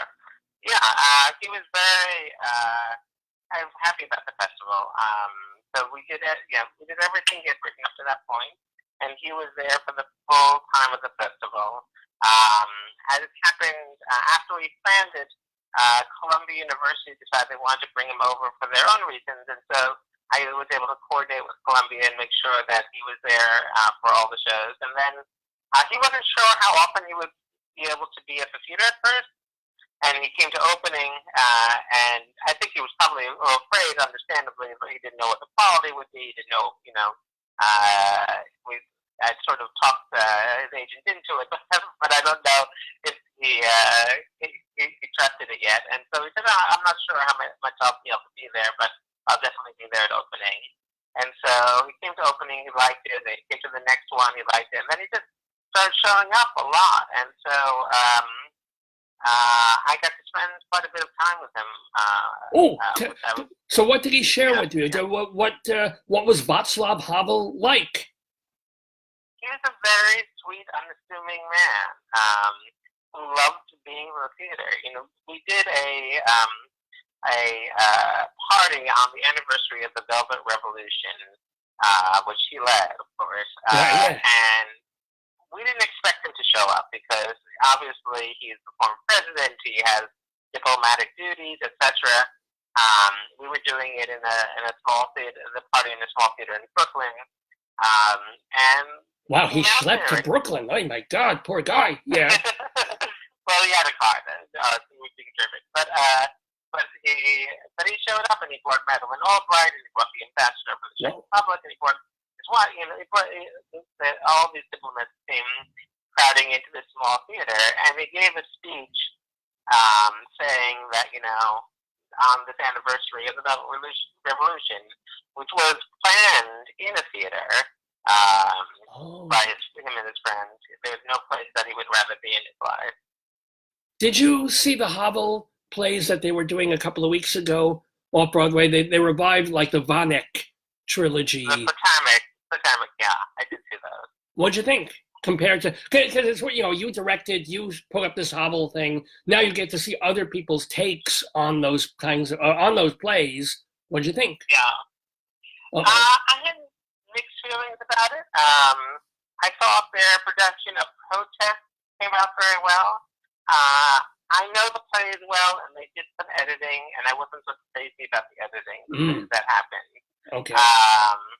And so, that affected, my impression. And I didn't feel like some of the nuances came through in the same way with the piece, but I did feel like they came through in Protest very well, and I thought that was a really good piece in the evening. And there was another Bonnie Poole. The play Audience, which is also a Bonnie play, right, was just done at the Bohemian National Hall, and it's actually a company of Czechs who were involved in the Velvet Revolution. One of the person playing the lead role was actually injured in a car accident that was related to the Velvet Revolution, and he's wheelchair bound. And they've been doing this play for 30 years, and I finally got to see it. I heard a lot about it. Wow. And that was an amazing production. That was really, there's that mixed feeling that I sometimes feel when I've directed a show and someone else directed and you watch it and you're like, oh, that's really good. I wish I had done that moment in my show. Because Audience is the one that everybody revives. That's the one that they always do. Yeah. Everywhere it's the guy in the brewery and he's with the boss, and the boss gets progressively drunker. Yeah, and I've seen it be really funny, and I've seen it be, political, but not so funny. It's better when it's funny, I'll tell you. But anyway. Yeah, it's good when it's funny. And this one was funny. Good. And, I've watched many productions of it too, and often I'm like, oh, they got that right, but didn't get this, and I think we did this part better or whatever. This time I saw it, and I was like, oh, they really know this play. They really understand it from inside out. So that was amazing to watch. Now we're talking with Edward Einhorn, the playwright and the artistic director of Untitled Theater Company, number 61. That is, I keep mentioning, and you're like, what the hell is he talking about? That is the name of your theater company, Untitled Theater Company, number 61. I'm just wondering, where did that come? That must have been like when you were trying to register or something, get your 501c3. Where did the number come from? So, as I mentioned, our first show was in an art gallery, and I thought it was a one-off. And there were a lot of paintings around called Untitled Number X, Untitled, whatever. So as a sort of joke, I called us Untitled Theater Company, and thinking that was a joke that would work in the art gallery, never thinking that in the next 25 years or so that would be our name. And then my brother, who's a lawyer, incorporated it, and he's my older brother by a bit, and so he was actually born in 1961, and so he asked if he could make it number 61 as his payment for his legal services, which I agreed to. Oh, that's excellent. So, besides the Havel Festival, what would you say are one or two of your absolute proudest moments, either as a playwright or as the artistic director of this theater company, or maybe they're combined? I do have to say, like, the first going to London, I was both very proud of the production, and we were doing this for a long time, and we've gotten a lot of reviews in the time, so this was the first time the chief reviewer came and he gave it a raise, and that was really, it was nice after all those years to have that happen. So that was really exciting. And then that production of Joanne Bruce Dream of Electric Sheep that you mentioned, which we had the theater three-legged dog that let us build and rehearse the whole thing in the theater. We had a really rare luxury with that. And we made a production, and they have huge video technology and such. We were able to make a production that seemed like it was hundreds of thousands of dollars, and was expensive for us, but I think it was like $50,000 to make. Yeah, can I ask you how you raise the money for your theater company? How do you raise the money to do these shows? Because you kind of got to be not just playwright, not just director, but sometimes chief cook and bottle washer. I mean, do you do funding, crowdfunding now? Do you know rich people? Crowdfunding and donations, and I write grants. Feels like all the time. And we have some really nice donors. There's a foundation called the Shapiro Foundation, which has been a major support. Shapiro, Jews, yes! Yes, indeed. And there are city funds, and there are state funds, and there, and all those grants. But it is hard because, as well as being the artist, you have to be writing the grants all the time. Well, that's the other question I have for you, Edward Einhorn, is how much time because, you've got to be the artistic director, you've also got to write these grants for funding and raise money and deal with also life as a person in New York, a married person. When do you write? When do you have time to do the creative part of your life? Do you block out an hour or two or three every day to do that? I don't do quite an hour or two or three every day because I have to be in the mindset to write. So when I'm in the midst of production, I just can't write. But I try to have some time that I know I'm not going to be quite as thickly in production, and I'll write then. And then I sort of like work on a project, relatively intensely. And it's, for me, that's where I'm happiest. Honestly, is either writing or being the director in the room. That's why I do all the work, which is exhausting, is to have the opportunity to do the work that I love.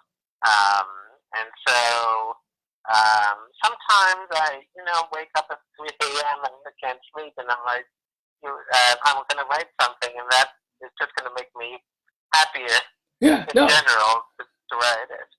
I mean, that's a wonderful way to go about your life, that you can. That, you write when you want to and you need to, because writers need to write. And then the rest of the time it's like, oh, okay, let me work on this grant proposal. Let me do that. Well, let me try and coordinate. Let me see when I'm going to London. Let me see when this is happening. And it's not a bad way to spend, I don't know, probably 110 out of the 140 hours of your week that you have, Yeah, no, it is not bad. So I am trying to slowly figure out ways to spend less time on the bureaucratic side and more time on the artistic side. I've been working on getting more freelance work that I don't have to be a producer on. And one of the things actually I love about Performance for One is it's a really simple piece to put up. It's not that expensive. It's not, it doesn't kill me as a producer, but it's really rewarding to be there and to have the production. And, what's particularly amazing about Performance for One for me is that we've built up an audience over the years, and I see a lot of the same faces. But because we're moving from place to place, and because we have it open to anyone who walks by, people who have no idea who we are, people who don't go to the theater, just end up walking in, and then they're sort of transformed. And it's really exciting to reach people I would never reach otherwise. Have the reactions ranged from laughs or people bursting into tears, whatever they do, or have they been more muted?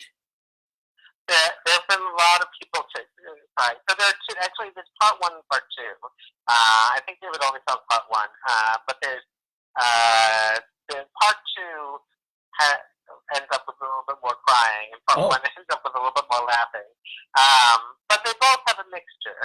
And I have 8 performers in rotation. There's only one of them does part two, but the other 7 do part one. And they each have their own style. So there's this performer, Elizabeth, who when she's doing it, I always hear the audience laughing and her laughing. And then there's there are other ones that I feel like a lot of times the audience walked out, with tears. In fact, there was a woman who walked by with her boyfriend, and he didn't want to stop, but she did. And they walked away, and then he came back, and she went in, and she came out, and she was crying. And he said to us, "What did you do to her?" That's always the question. Come out of a show. What did it do to you? How did it hit you that way? Speaking of shows doing things to people, one of the questions that I always love asking, whether it's actors and writers on Broadway or cabaret people, you have been doing this so long, and especially in intimate kinds of theaters. What are some of the hell nights or the most ridiculous things that have happened in the crowd when you've had a show up? The most ridiculous? Well, it actually was, once again, with performance for one, the having that one-on-one audience reaction also has created these insane responses sometimes. Oh. That you would never think anyone would do in the theater, where like one person started critiquing the actor as she was doing the performance, and giving her feedback about, you should, I don't know if you were feeling that line, were you feeling it? Like, all these are somebody starting their own monologue in the middle of the actor's monologue, and there's. So it's really, and sometimes people just sort of give their train of thought as the actor is talking, and like it's the silent part out loud.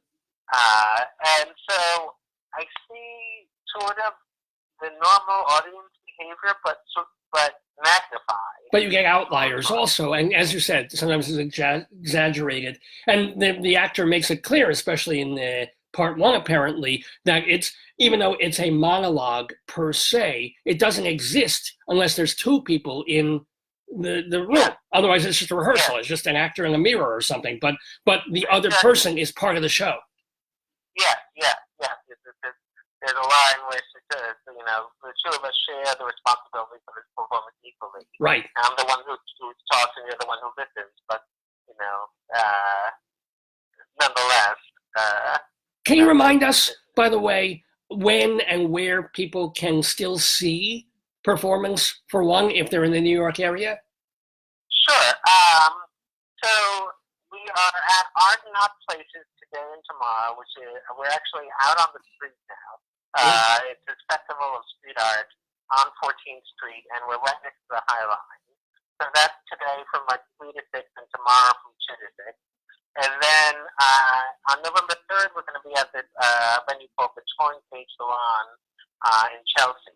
The what salon? I didn't hear you. The what salon? The Torn Page Salon. Torn Page Salon, so, okay.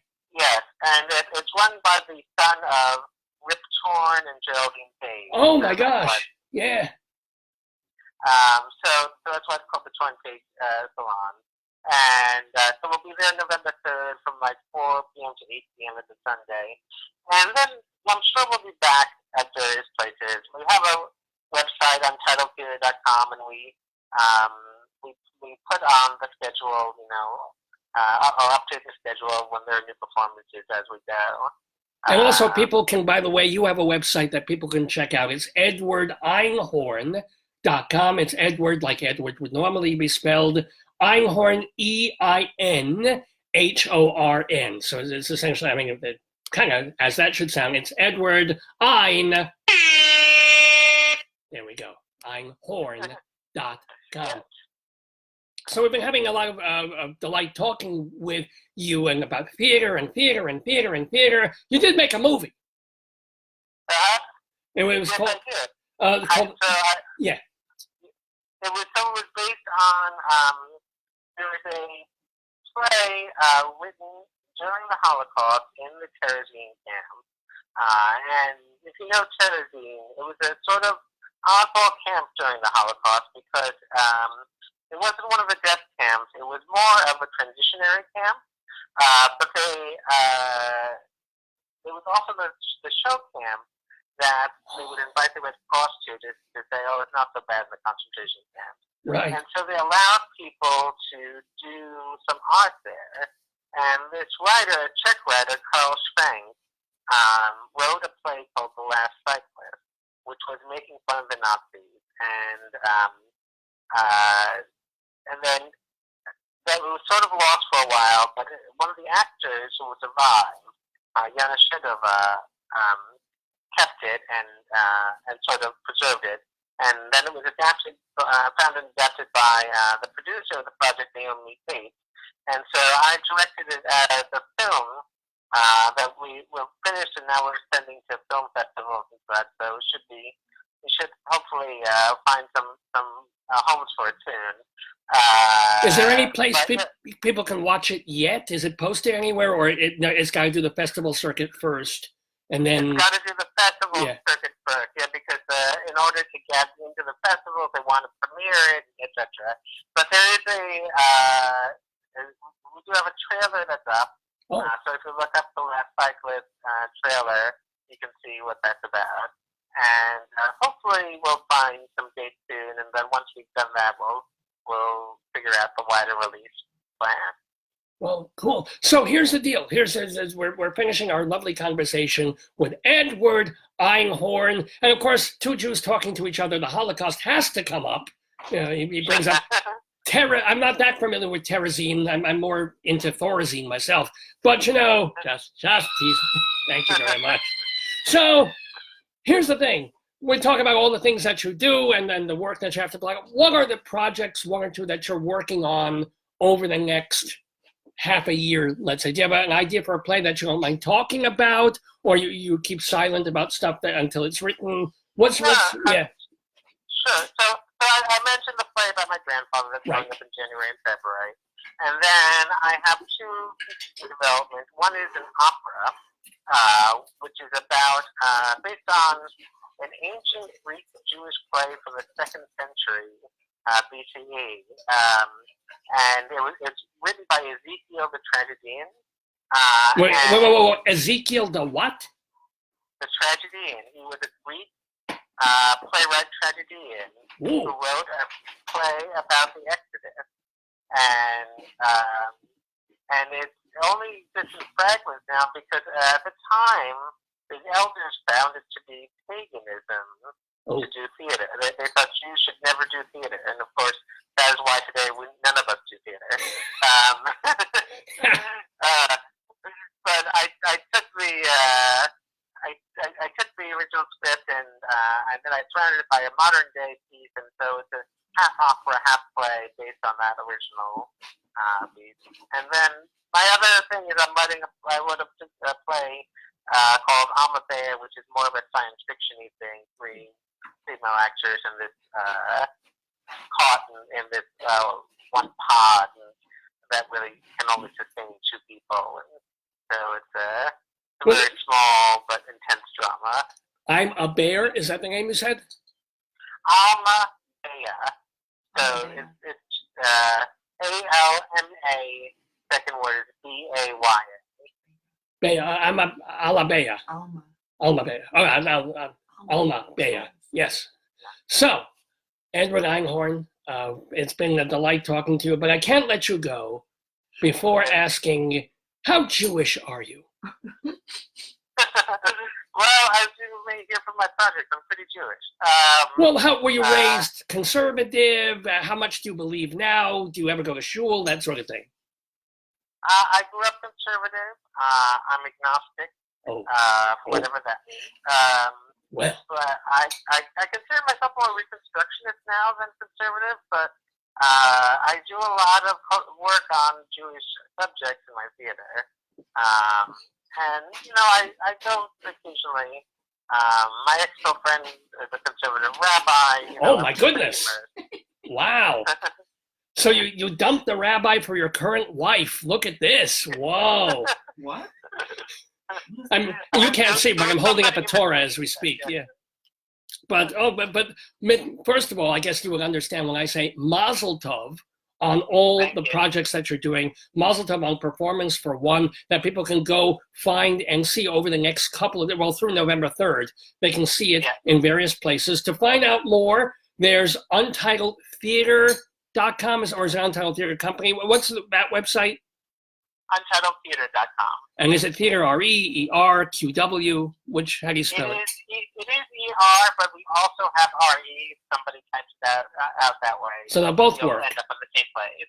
UntitledTheater.com, and of course, EdwardEinhorn.com as well. Edward, what is your Hebrew name? Yehuda Abba. Yehuda! It is a joy for me to wish you much continued success with the theater that you are doing. And best of luck, of course, in London when your show goes there, and anywhere that your work goes. It's been lovely having you in the Daverhood. Happy holidays to you, and shalom to you. The same to you. Thank you. Shalom. Shalom. Gotta get them to say shalom, of course. That's the whole point there. But yes, wonderful Rabbi, talking. what an interesting guest. Yeah, isn't it? Well, playwrights are going to be interesting. Yeah. They're going to be thoughtful. They're going to be hardworking, and they're going to have all these creative things to talk about. Yes, absolutely. But all his plays are Spanish, right? Like Linda. No, Linda was Well, Czech. He's very into the whole Czech thing. Yeah, but Alma means soul. Yeah, I wish I could get a Czech or two. That would be Alma, awesome. no, not Czech, like Czech. Well, that might be a name. Alma, like Alma Meyer or Mahler. Yes, Alma, yeah. Yeah. So, but anyway, let's hear a little piece of what we were talking about before. Letters to Engels, a short Karl Marx opera that Edward Einhorn wrote the music for a while ago. Engels. I wrote a whole paper about Engels. Really? Oh, yeah. We did about the... I like Marty Engels. No, Engels talked about the oppression of the family, so that the father oppresses the wife oppresses the children, right? That the reproduction of the system of oppression in society is microcosmed in the family. I thought that was wild. Huh. So it's sort of a 45-degree Engels. Oh, I got it, ladies and gentlemen. Oh, this is your old pal, Rabbi Sol Solomon. Let's hear a little bit of Letters to Engels, and then I'll bring Dave back for the rest of the program. Oh, such a good friend, always been there for us. Such a good friend. I am so grateful, and I hope I am a good friend to you too. Oh, do not be alarmed. This is not another letter asking you for money. But my wife, money is a catastrophe. We are in debt, and my wife, she must have dresses. We are going on vacation. I know it sounds bourgeois, but my wife needs a vacation, and she has to know respect to what kind of man, not money to pay for one little dress, for one little dress. I have no idea. Hello, this is Dave. So I'm trying to call there. Anyway, happy, well, kind of the wrong holiday there, ladies and gentlemen, but happy holidays to you. Happy Jewish holidays to all our friends, all our fans, and to someone. I just need to do something here. Let me just give me a mo. I hope I didn't lose my, no, we're still okay. Pardon me while I do this, and I'm so sorry to do some technical stuff here, but good, okay, cool. Got to do that. All right. Anyway, sorry, back to more of the program, ladies and gentlemen, here in the Radio Daverhood, doing our Dave's Gone By show. So yeah, really, really great talking to Edward Einhorn, or hearing Rabbi Sol Solomon chat with Edward Einhorn. I just need to I can put this over here. But there's more show for you. It's 10:40 in the morning Eastern Time here in the Radio Daverhood with me, Dave Lefkowitz, my darling and adorable wife, Joyce, and so much more to do. Because, yeah, we did our Greeley Crimes Old Times. Yeah, we had the delightful interview, but we've got so much more. For example, we have our Today, Yesterday quiz, and I know Cynthia and Jeff have logged on, or they logged on a little while ago. So Cynthia and Jeff, if you're still there, that'll be coming in a bit. Plus, we've got our Colorado Limerick of the Damned. We're going to Climax, Colorado. Yep, Climax, Colorado. There's such a thing. We'll also have story time with more of the farting fish, etc., and so forth. But before all that, since we're in a theater mode, since we just had that marvelous conversation with Edward Einhorn, let's stay in a theatrical mode, because I've been a playwright as well, and an actor and a director and a theater journalist and critic. So I love the theater, and I love talking about it and sharing Broadway and off-Broadway stuff with you. For example, all the news of shows that are opening and things that are happening, as well as the shows that I go to see. As a matter of fact, I saw a Broadway show this past week, a new play by Pulitzer and Tony winner Tracy Letts called Linda Vista, and I'm going to let you know what I thought. And this segment, of course, and by the way, Cynthia and Jeff are here, it is called Inside Broadway.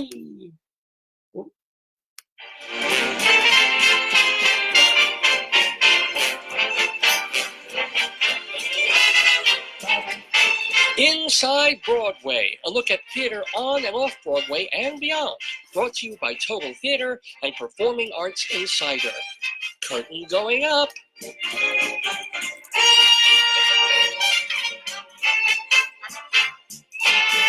Well, yes, Broadway. We talk about it every week here on a segment called Inside Broadway that we do in the Daverhood. And so, yeah, as I mentioned, this is the big fall season. This is when it all happens. From now until really late October is when the producers push a whole bunch of shows in, and then it gets pretty quiet up until like late March, when they do the pre-Tony Awards push to get shows open before, or so they can still get nominated for Tony Awards. But right now we're in the fall season, and for example, there is a Broadway revival of a Tennessee Williams play that isn't The Glass Friggin' Menagerie, nor is it A Streetcar Named Desire. No, they revived one of the kind of lesser known ones, one that, at least in a revival that I saw many years ago, I thought, oh, this is they should revive this a bit.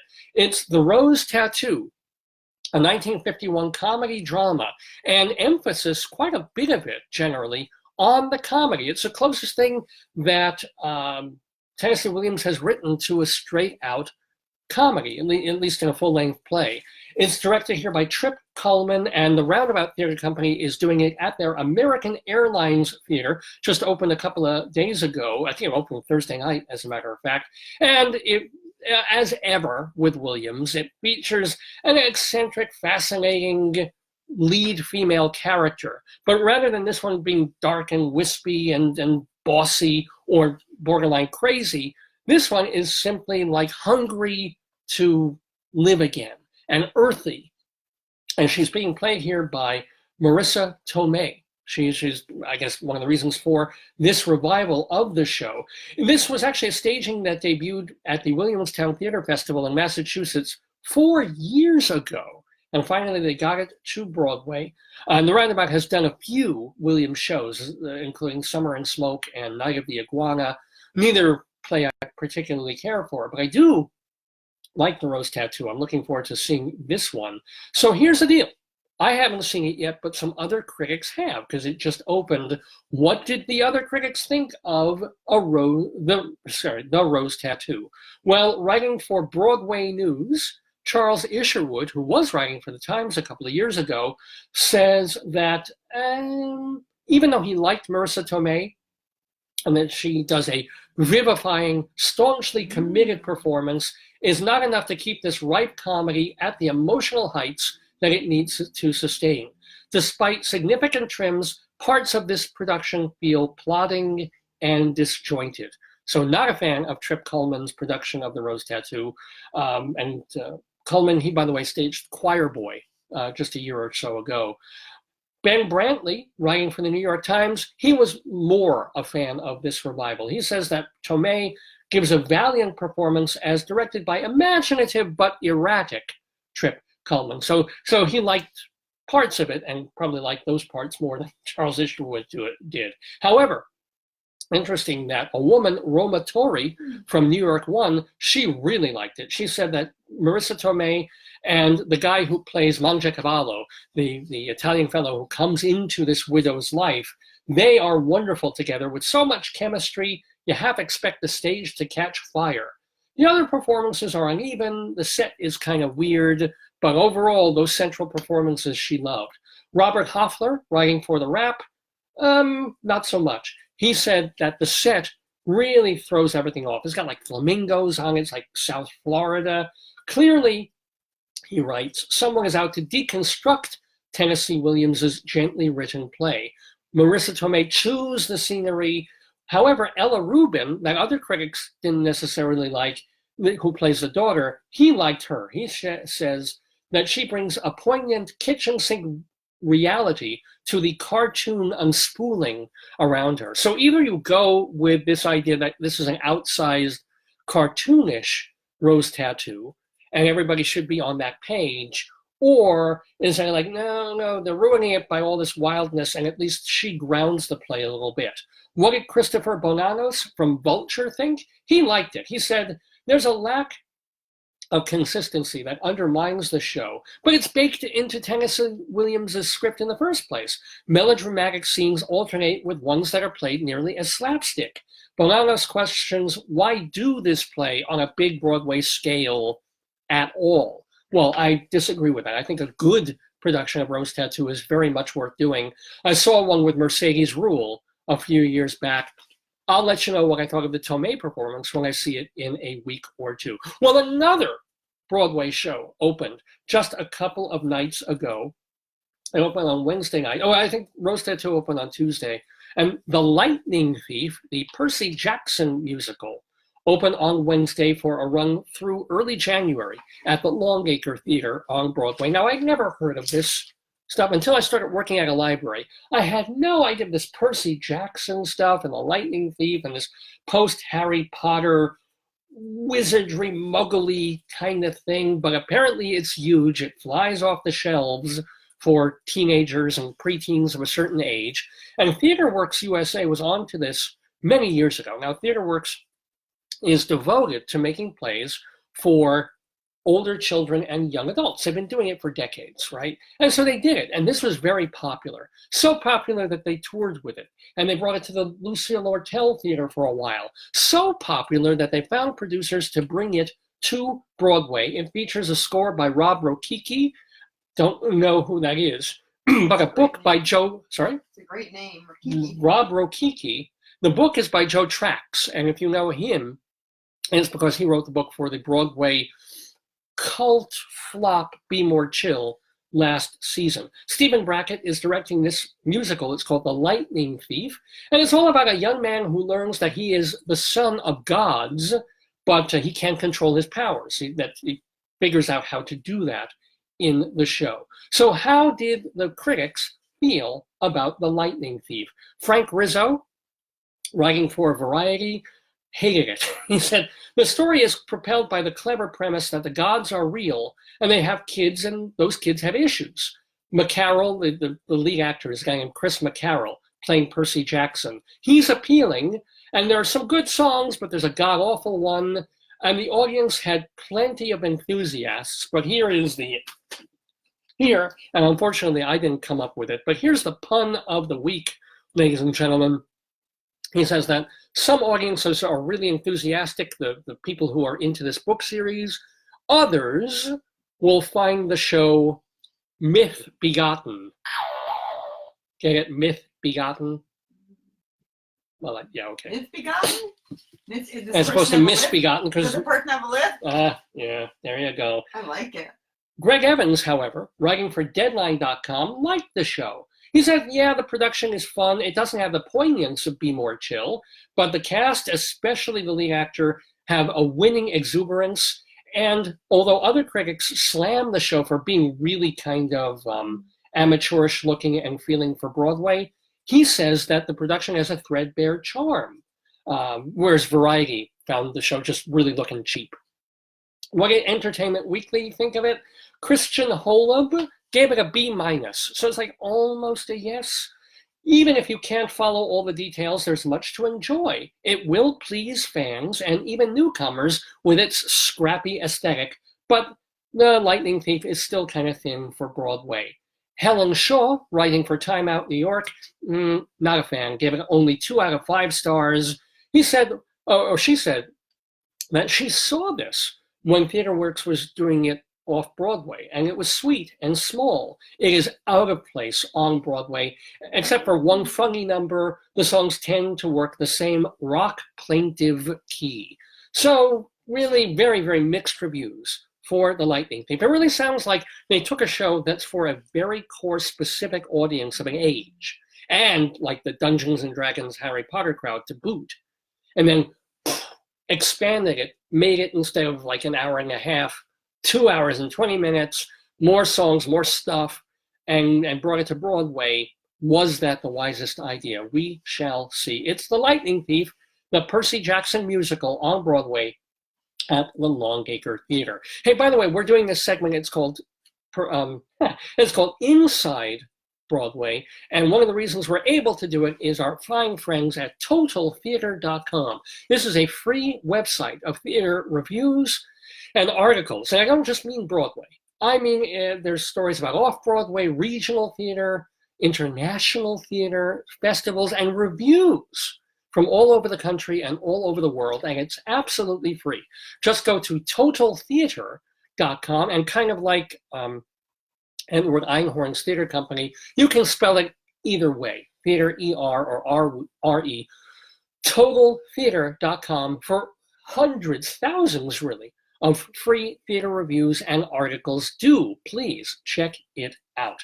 Well, there's another Broadway show that you might want to check. I told you this was the theater season, the big fall Broadway push. Another Broadway show opened. This one opened on Thursday night at the Studio 54 Theater. Now that is the Roundabout runs that theater, but this one's not their production. It's a rental, and it's a new play by a playwright. Speaking of playwrights who haven't been on Broadway before, this is a guy who's been working the off-Broadway field for about 20 years, Adam Rapp. And finally, he gets a show on the big stage, on the main stage at Studio 54. Let me get that little beard hair off my shirt. And it's a play directed by David Cromer, so he's got some pretty good street cred. He directed The Band's Visit, the Tony-winning Broadway musical last season. It features Mary Louise Parker. Well, that's reason enough to get a new show done alongside Will Hockman. Apparently, it's sort of a creepy psychological thriller of a professor and her talented student. Oh, my wife, her eyes popped up from her computer for that. She's like, uh-oh. Just say no. Just say no, back away from the student. So anyway, Parker, the wonderful thing about her is she's done movies, she's done television, but she comes back to the theater. She did Proof. Of course, she was wonderful in Proof. She was in Prelude to a Kiss. That was, I think, her first Broadway show. And she will do theater. God bless her for that. And Adam Rapp wrote Red Light Winter. And let's see, what else do I have to? Well, let's get to the critics. What did the critics think of a new play called The Sound Inside by Adam Rapp? Well, the New York Times, Jesse Green absolutely loved it. He said that it's a flawless production and a spectacular showcase for Mary Louise Parker. Michael Dale, also a big fan, writing for Broadway World, quietly riveting character study, he called the show. David Rooney, writing for The Hollywood Reporter. It's a contemplative drama loaded with monologues and third-person narration, but the director and the playwright display an uncanny knack for drawing you in, as if providing access to the most private thoughts and memories. Anybody did not like this show? Well, Jeremy Gerard from Theater News Online said, "It almost breaks my heart that this is the worst pairing of show and venue I've seen in ages. We were talking, Rabbi Sol was talking with Edward Einhorn before about appearing in little theaters versus bigger theaters and so forth. Some shows are meant to be in 50-seat theaters or 150-seat theaters as opposed to 1,000-seat theaters.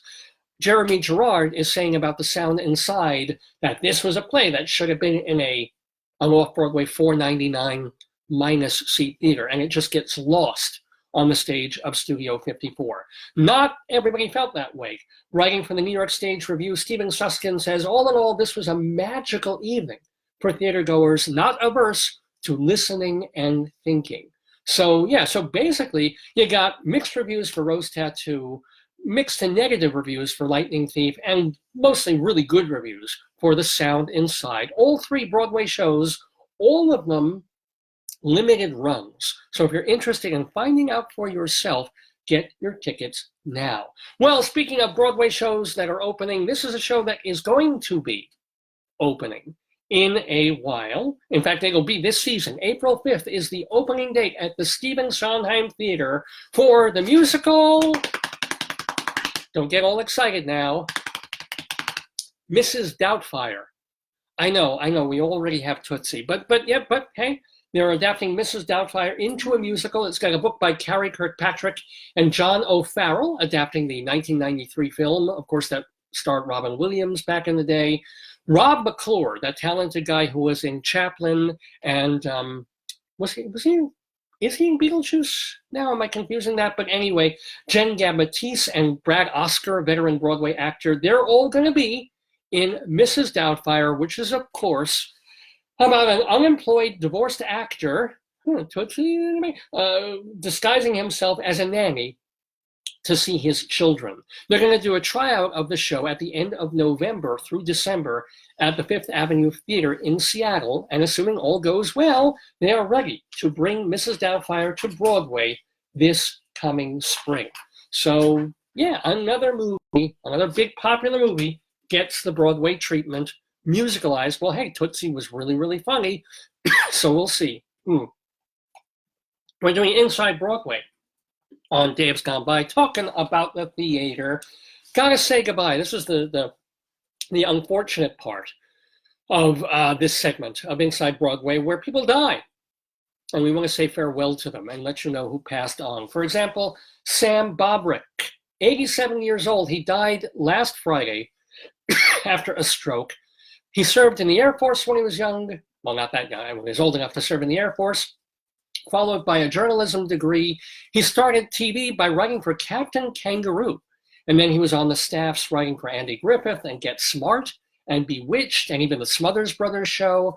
And then he won 3 Writers Guild Awards during his career and created, and this was his big career note, Saved by the Bell, that TV show. Oh, but boy. That's not why we're saying farewell to it. Did you watch Everybody watched a little bit of it. I watched it because it was like pop culture, eye candy. Yeah, well, the girls were eye candy and the culture was culture.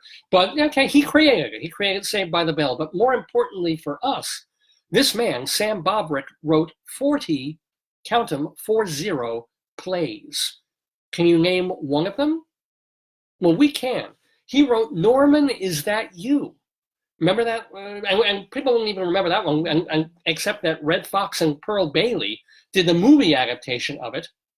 It was a flop, by the way, on Broadway in 1970, but the show ended up playing all over the world. It got made into the movie, as I said. And what was interesting for 1970 is that it treated homosexuality in a raucous, comic, fun way, when either it wasn't being dealt with at all on Broadway stages or even off-Broadway stages, or it was treated with kid gloves or some kind of terrible, horrible disease. This was just playing with it and having fun with it. So that was a big deal back then. Norman, Is That You? Even though it was a flop. And he had other Broadway flops, No Hard Feelings, Murder at the Howard Johnsons, Wally's Cafe. He also wrote songs, this guy Sam Bobrick did, including 2 comedy albums for Mad Magazine. So a big farewell to Sam Bobrick, who gave us more laughs than we really kind of remember, and he will be missed. I'm going to tell you somebody else who will be missed after I remind you that it's 11 o'clock and you're watching Dave's Gone By with me, Dave Lefkowitz, my darling and adorable wife Joyce in the background, all of the fine folks who are tuning into the Daverhood to see us every Saturday from 9 until noon Eastern Time. This is our 718th episode. We're calling it, or we have been calling it, Ooh, Miso E, because our guest was Edward Einhorn, and he was really delightful to have in the Daverhood. We're in the middle of our Inside Broadway segment where I'm telling you about the theater, and we lost another theater person, but much more a television person. You're going to know. Was it Maud? Yes. I thought it was, I was like, B. Arthur's been dead a while. B. Arthur has been dead a while, but Walter, her fourth husband, Bill Macy, passed away at the age of 97 on Thursday. And I'm not talking about William H. Macy, the actor who was married to the woman who just went to jail. No, this is Bill Macy, who was on TV from Columbo. He did want a picture? Guest starring. Yeah, would you mind? Could you give me your phone? You can totally do my phone. Sure. Bill Macy? Bill Macy, Maud's husband. When you see the picture, it's so iconic. You'll know who he is. But why, again, he's a TV guy. And of course we saw him on Maud week after week after week. And then you catch him popping up on all these. Bill Macy from Maud. On all these TV shows. Why would I be talking about him on Inside Broadway? Because this guy, oh, wait, hold on. I probably got to type it in. Doesn't recognize my voice, babe. Oh, maybe that's it. Plus, I was talking while you were trying to look for it. But let me see. Bill Macy. Search. Images. Well, here's a classic shot from Maud. I'll hold it up to the black and white, yeah. There it is. It's weird. Black and white. The white really comes out white when you show it on the screen, but you can see him there. Let's see. Here he is and much later. Look at that happy smile. Much later in life, he did live until 97, until passing away this week. But why am I bringing him up on Inside Broadway, the theater segment? Yeah. Because one of his first claims to fame was an off-Broadway show that was on Broadway for years. Really? And he, along with everybody else on stage, was stark naked. Old Calcutta? He was in Old Calcutta, the original cast of Old Calcutta, along, I believe, with Adrienne Barbeau, and I forget what the dancer's name was. But yeah, he was in it. And they asked him, I'm sure every single time he was in a conversation, well, didn't being naked on stage bother you? Didn't he hold his pickle? Did he squeak his pickle on stage? I love when you bring things earlier in the show. I know, that's your joy, I know. But they asked him, the nudity was like a problem for him. And he said, so classic, nudity doesn't bother me, I'm from Brooklyn. What that has to do with anything, I don't know, but I love that. And actually, he wasn't. He was born in Massachusetts, but he spent a good chunk of his life in Brooklyn, I'll tell New York. you, as somebody who was on the train, I did see a lot of nudity riding on the subways. Oh, in Brooklyn, did you? Yeah. Is he sexy vegan there? Or? No, thank God. I don't think he's allowed on the subway. And by the way, that was not Bill Macy's only Broadway credit. He was in Paul Zindel's play And Miss Reardon Drinks a Little, where his co-stars were Julie Harris and Estelle Parsons, not too shabby. Miss Reardon Drinks a Little? Yeah, and Miss Reardon Drinks a Little.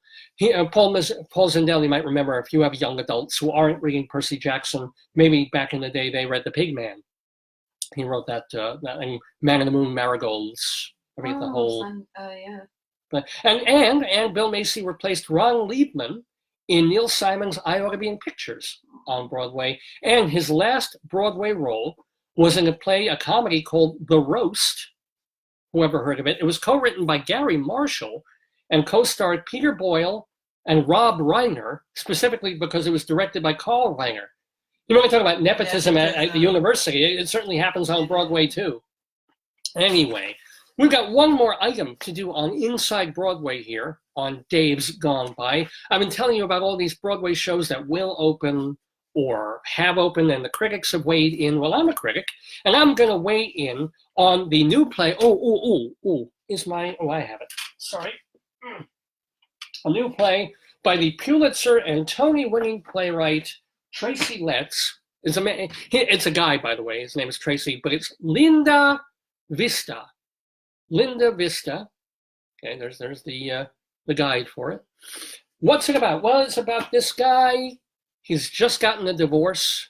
He's got an estranged son and a very estranged wife that isn't in the play. He just talks to her on the phone once or twice. And he's had to move out, and he's moved into this cheap, like, rental apartment place that he's able to get. He's got a job, but it's a cruddy little job fixing cameras. In 2019, he's fixing, Nikon and Leica cameras and lenses and things with this boss who's kind of the schlubby, creepy kind of guy. And then there's an attractive woman who works with them, and she's sort of pinballing between them in a way that she's trying to not have to deal with the two of them being, gross, creepy, men with no women in their lives. Meanwhile, he's also got a good friend that he goes to the gym with. That friend is married for a long time, and they try to set this lead character up, and they try to set him up with this really nice woman who is a complete opposite of this lead character. I'm forgetting his name. I should. It would be really helpful for me to be able to talk about and mention the character's name, which is Wheeler. It's his last name, but that's what everybody calls him, Wheeler. And he is incredibly dark and self-loathing and has negative things to say about everything. He is a critic, not just a negative critic of arts, although he is, about music and film and everything, but just, he will find fault with just about everything except jazz. Meanwhile, they pair him up with his polar opposite, this very attractive woman who loves to go up and sing karaoke, and she's a life coach, and she's full of life and brimming with vitality. What she sees in him, he's not a bad-looking guy, but what she sees, God knows. But do they get together? Is he able to sustain this relationship with a woman that he knows and says repeatedly is too good for him, which is why he constantly tries to sabotage that relationship? Or being a man with a penis, is he going to be torn between her and this other woman who comes into his life, this young, tattooed Asian girl with all sorts of problems with a boyfriend, and she might be pregnant, and she's just, she says, hey, she warns him, I'm trouble. Will he get into that kind of trouble with her? That's the story of Linda Vista. It's a guy who could pull himself out of the horrible funk that he's in, but will he choose to do it? Or has he totally given up? And believe me, I know what it is to feel that way. And said, you know what, I'm a hopeless case. I'm going to behave like a hopeless case for the rest of my life. And if there's damage along the way to everyone else around me, so be it. That's the basic premise of Linda Vista, which I liked a lot.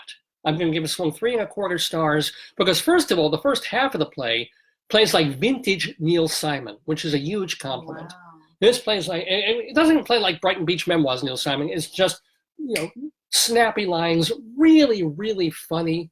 Relentlessly funny, cleverly funny, smart, but taking into account the kinds of characters that they are. And it goes and you're happy to be there, right? Even though the lead character is a misery, he's a lovable schnook.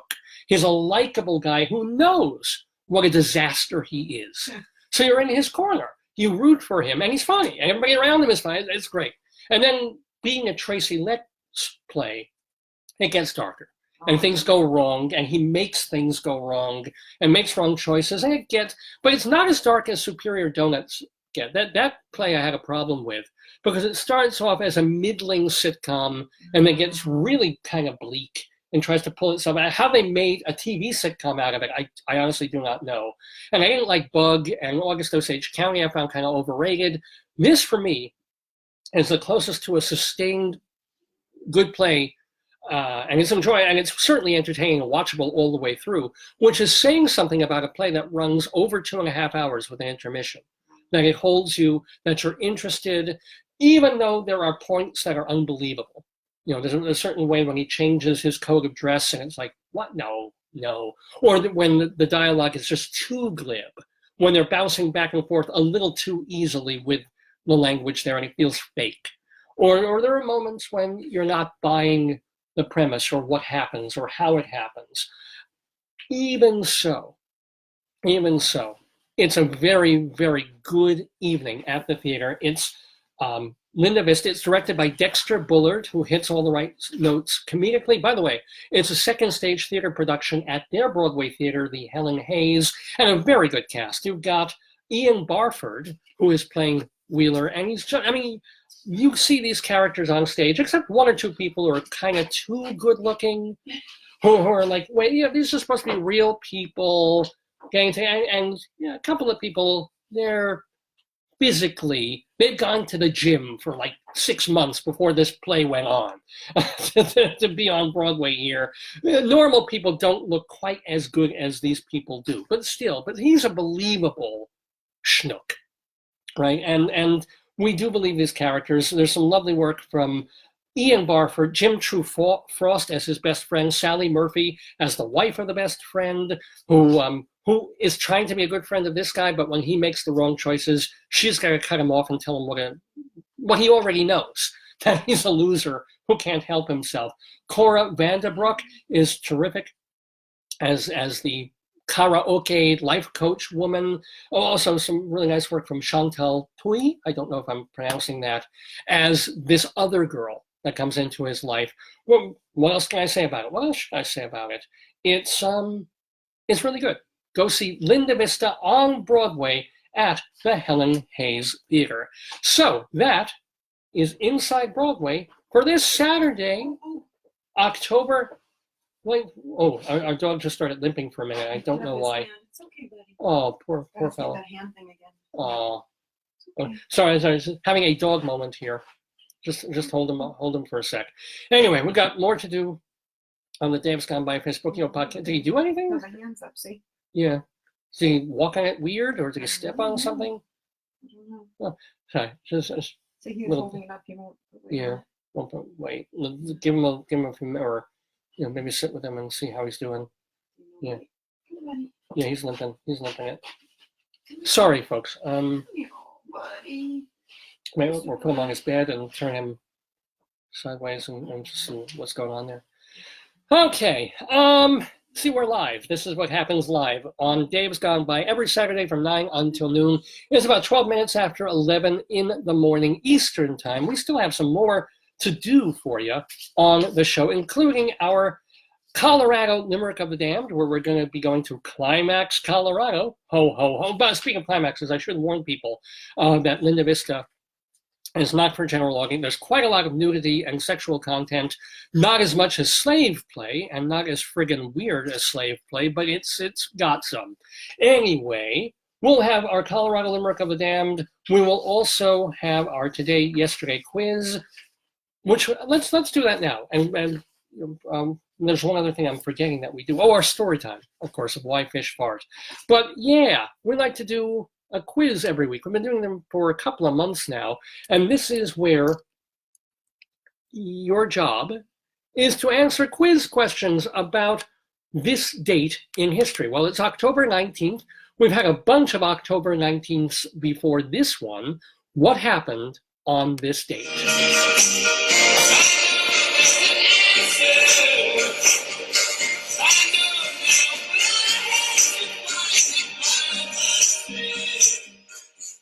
So yes, October 19th it is, 2019, but we've had a bunch of other October 19th. And Cynthia and Jeff, I hope you're still here. I hope you're ready to play. Give me some thumbs ups and hearts if you are, because it's today, yesterday time on Dave's Gone By. So here's the deal. You answer the questions, no fair Googling, no fair wikiing or binging or anything like that. It's a trivia quiz. Generally, Cynthia and Jeff are the first to chime in and to do this. So the thing is, you're trying to beat the clock. Yeah, Cynthia and Jeff are still here. So we can start the quiz, which goes a little something like this. Today, yesterday, 1512, the year 1512. This German law student and philosopher turned monk got his doctorate in theology on this date. He loved the certainty of religion, but not the way the church would sell indulgences for salvation. Who was this complainer who was eventually excommunicated? I know who. Give it like a a minute or two for people to think about this. That's our first question of our Today Yesterday quiz. Happened back in 1512. Who is this law student and philosopher, became a monk? Does it begin with R? No. Oh, then I'm wrong. Okay. Got a doctorate in theology on this date. Oh, Dr. Demento. Joyce's answer is Dr. Demento. Yes. Well, Demento does sound Latin, so it could certainly be. How's this what? Anyway, we have an answer. Do you want to try one?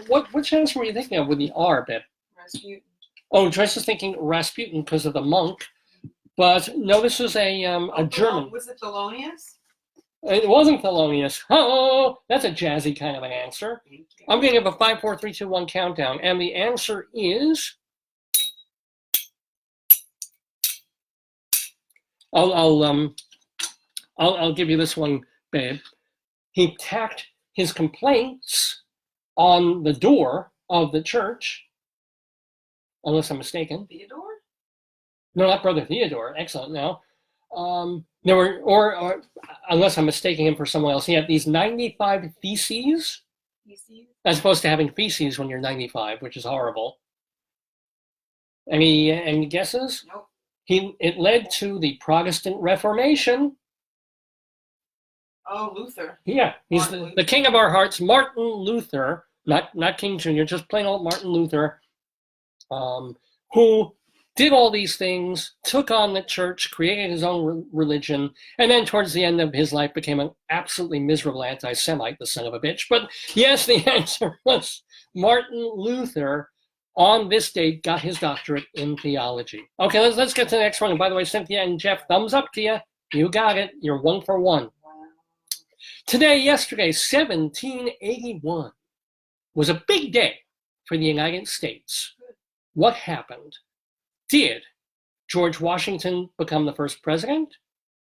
Benjamin Franklin passed away at the age of 84. Wow. Alexander Hamilton, John Jay. Oh. What, babe? John Jay and James Madison published the Federalist Papers? Or did the British surrender at Yorktown, Virginia, ending the Revolutionary War? What happened on this date in 1781? I'll read the choices again. Was it George Washington's his inauguration, first day as president? Benjamin Franklin dropping dead? Hamilton, Jay, and Madison publishing the Federalist Papers? Or did the Revolutionary War essentially end in Yorktown, Virginia? What happened today? Rum bum rum bum rum tum tum rum tum tum tum rum pee pum pee rum tum tum tum rum tum tum rum to tum tum tum tum tum. I go with Cynthia. I go with Team Sin Jeff. Well, they haven't chimed in yet. I'm waiting for them. Do you want to take a guess of your own? 1781 on this date. Yeah. What do you think? ABC? I'm going to say Hamilton because I hate it.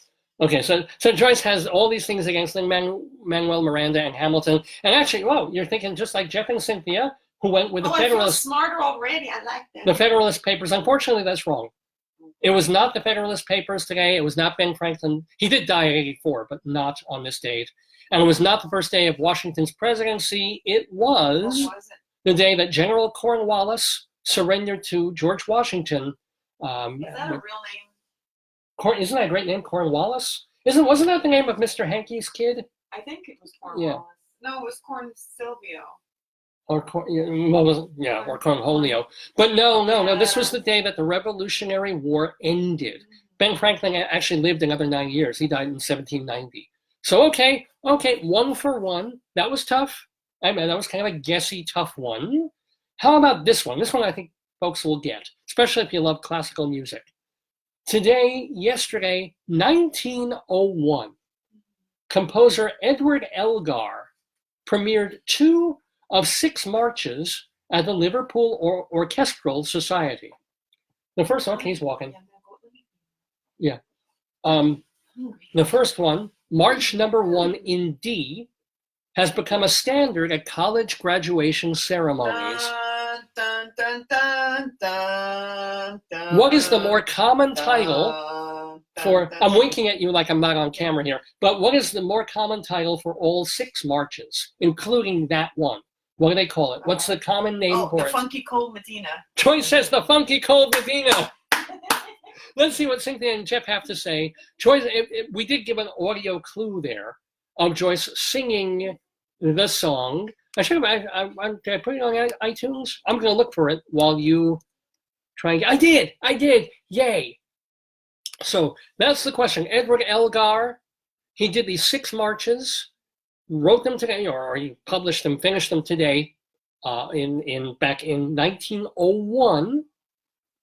The 6 marches had one overall title, including the most famous march that they always play at college graduations, or when the UNC Bears win a game. What was it? Oh, we have an answer. We do have an answer, and Joyce did get the music right. I'm going to play a little bit of it. If I can get my iTunes back up. Not sure why I can't.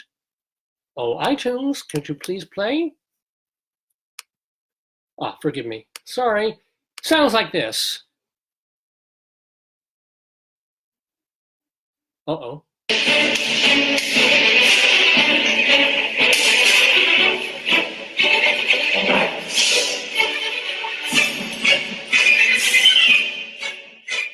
Okay, that part might not be as familiar to you, but you probably know this a bit better. Let me get to it.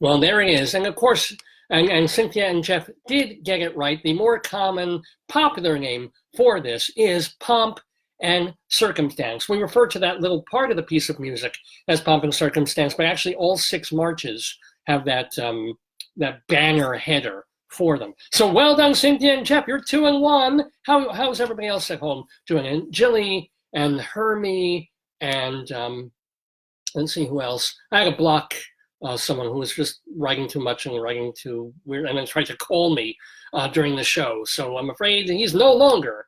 We now have an enemy of the Daverhood. But Becky, welcome, and Jeffrey, and Jay, and Brian. Speaking of the Greeley Tribune, and Karen, and Trevor. Oh, Trevor from my old radio station, and Peggy. And I can't go any further backward than that. I'm sorry. But to all of you folks watching at home and listening to Dave's Gone By, we're in the middle of Today, Yesterday, our very special quiz. Today, Yesterday, 1953.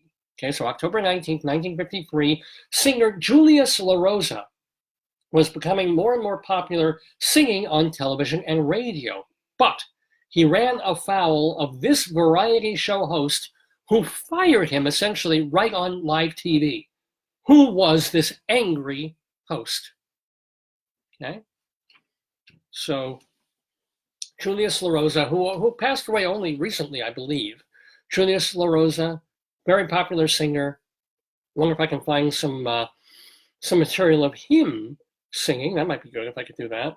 Let me get on Chrome. Let's see if I can find them something that I can play that they won't. Julius LaRosa. And I have the rights to play because it's on video rather than an actual song. Oh no, it's an album. Come on. Maybe not. All right, well, trust me. Listen, this looks like it might be a performance.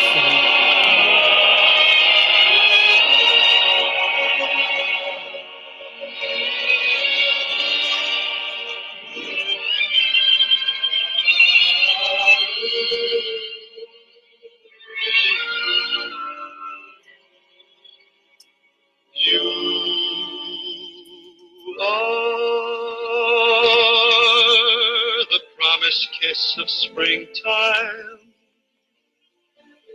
that makes the lonely winter seem long.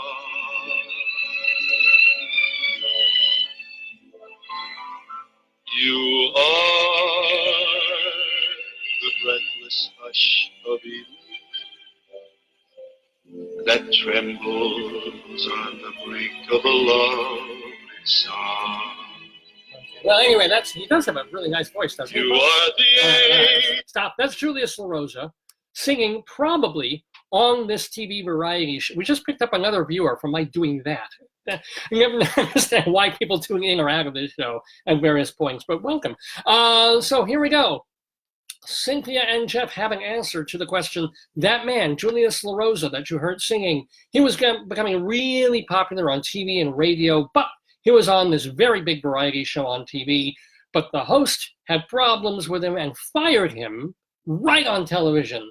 Who was this angry guy? Now, you basically had one of two choices. It was either Ed Sullivan, but it wasn't Ed Sullivan. It's the other guy. You guys got it correct. Arthur Godfrey. Godfrey was kind of the big Papa Bear of all the people that he discovered and all the talent and the folks that he would keep on his show. So he gave them their breaks. He was really good to them, but he was extremely controlling. I mean, he was a mafioso within his own entertainment thing. So if you were in Godfrey's stable, you didn't go outside. You can get your own agent. You can do other shows. You can do other things. So Julius LaRosa, first of all, he got his own manager, which made Godfrey really mad. And Godfrey wanted him to take dance lessons, and for various reasons he didn't do that or refused to do that. So on the air, Godfrey, unbeknownst to anyone, said, this is going to be Julius LaRosa's last time on the show, which blindsided LaRosa. He had no idea. And Godfrey was really angry about it. And I read the wiki piece. Years later, they tried to get them together again on a Godfrey retrospective. So they brought them together for a little bit. They started talking, and immediately the rage popped up, and the reunion did not happen. But anyway, congrats to Jeff and Cynthia, because, yeah, you guys are 3-1 on the quiz. Hope everybody else at home is also doing well on our Today-Yesterday quiz. On October 19th, 1951, so 2 years earlier than the LaRosa thing, this classic novel by Ray Bradbury was published. It takes place in a dystopian future, where literature is outlawed. Name the book. Classic Ray Bradbury novel published on October 19th, 1951, dystopian future fiction, and very influential for really tons of dystopian future fiction that followed. So, can you name the book? I don't have any video to play for this one or any songs. I can kind of think of one, perhaps. I can't really play too much of it, even if I do. Let's see. I can maybe, they did make a movie of it. I don't know if I can have the theme music of it.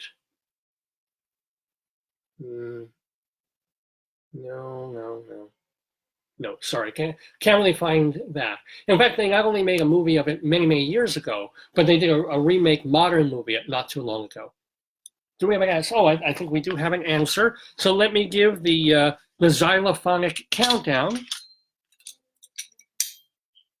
Man, I wish this had a better tone, really. And I'll bet my wife knows this. I hear her voice. Is she coming up? Or is she heading to the bathroom? Hun. Yes. Perfect timing. You'll know this one. I'll bet you'll know this one. I gave him a little tramadol, too. I gave him his gabapentin and tramadol. Cool. She just gave some meds to the dog. Yeah. Back in 1951, on this date, a very famous dystopian science fiction novel. Oh, Fahrenheit 451? She got it! I didn't even have to say Ray Bradbury. Because I gave it to Iskandar. I gave it to our friend's son because I love it. Yeah. Oh, cool. Yeah. You have to shout now because you're far away from I have my head's not right either. Now I'll just repeat what you say. But yeah. So Fahrenheit 451 is the answer to the question. Why do you know? I'm sure you do. Even though I never read the book, and I really should. What does the title refer to? Oh, our dog just vomited a little. Now he's eating his own puke. It refers to the temperature at which books burn. Right. That's it. When paper spontaneously catches fire, is Fahrenheit 451 degrees Fahrenheit. And there was a film adaptation in the 50s or early 60s done by Francois Truffaut. But if you Google the title, there's another much more recent Fahrenheit 51 that was done as well. Anyway, wow, Cynthia and Jeff are just rocking it today, as are you, dear. Nicely done. Let's see, what's next? We have a couple more questions in our yesterday quiz. Today, it's a theater one. Okay. Oh boy, but you'll probably know this one too. I doubt it. 1959, October 19th, 1959, premiering on this night on Broadway at the Playhouse Theater. Yeah. Anne Bancroft and Patty Duke starred in a drama by William Gibson. Okay. Can you name the play and its two chief characters? So give it a moment, so other people can think about that. I don't think I can. Oh, I think about the cast. Think about the two actresses, right? 1959, on Broadway, Anne Bancroft and Patty Duke. Kind of made Patty Duke's name. Bancroft was already, I think, known by this. So, what is the name of the play? Trouble with Tribbles. It was not the Trouble with Tribbles. No. Cynthia and Jeff are chiming in with, do you want to, because before I acknowledge whether they're correct or not, do you want to take a stab? Can you give me some help? I'll give you a hint. It is a bio drama. So it's based on real life, real people, real characters. Oh, and they did make a movie, and rare in Hollywood, they used the same two actors. Is it where they have something about mental illness? No. No? Although there's The Graduate? one of the characters has, Anne Bancroft went on to do The Graduate about a decade later. I loved her. But here she played also a very strong character, but a much more positive character, much more helpful character. Oh, I'm not good. As a matter of fact, without the help of this character, the other character, played by Patty Duke, would have had a basically non-existent, empty, horrible life. I don't, I feel like it's something I should know, but I can't pick up. What does Rabbi Sol believe in? Oh, money. Joyce said money. Yeah, that's wonderful. Arranged marriages. Not arranged marriages. I figured annual prostate exam. This is not a play about annual prostate exams, dear. No. I love your answers, though. Oh, I'm gonna have to give this one. I'm gonna have to do this one. If I tell you the name of the play and the movie, you'll tell me the characters. The name of the play was The Miracle Worker. Oh, yes, Helen Keller. I'm sorry. And Anne Sullivan. Patty Duke, played. I bet Sin Jeff got it. Oh, they got it. They got both Anne Sullivan and Helen Keller, The Miracle Worker. This is why trivia is so hard. Because sometimes you know it, and you just can't, make that connection, or you've forgotten it, or it's on tip of your tongue. But boy, oh boy, Cynthia and Jeff just did you guys study this week or something? They're very smart. Yeah. They're like in the bell curve. They're pushing the top there. Now here's a pop music trivia question. Pop music. Pop music on this date in 1973. Pop music. Ringo Starr released a single in England about a month after he released it in America, as the lead single for his Ringo album. It was a titular self-titled album. The song was co-written by George Harrison, and it takes a nostalgic look at someone no longer in the singer's life. The lyrics include the line, "Every time I see your face, it reminds me of the place I used to go." Name the song. Oh, that's a hard one.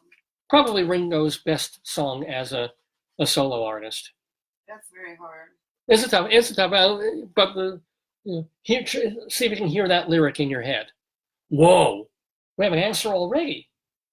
From Cynthia and Jeff. You want to take a stab? No. I know you're not a big Beatles fan, or. I'm not good. My mom would know because mom's smart like that. Well, and it was a popular hit on the radio. It's a very good song, actually. Ringo, not really known for releasing bunches of great solo music. I mean, there was the No No song and Sweet You're 16 and covers that he did. But this was an album that he co-wrote with George Harrison for his Ringo album in 1973, released in England on this date. Every time I see her face, it reminds me of the place I used to go. Well, you know, What is it? how is he seeing her if she's not there anymore? How is he able to look at her? What is he looking at? Picture. A photograph. Oh. That's the name of the song, Photograph, was released on this date. And oh my God, Cynthia and Jeff are 6-1 so far. That's awesome. In our Today Yesterday quiz. How you all doing? Hope you're enjoying it. We got 2 more questions This is a good quiz. in our quiz.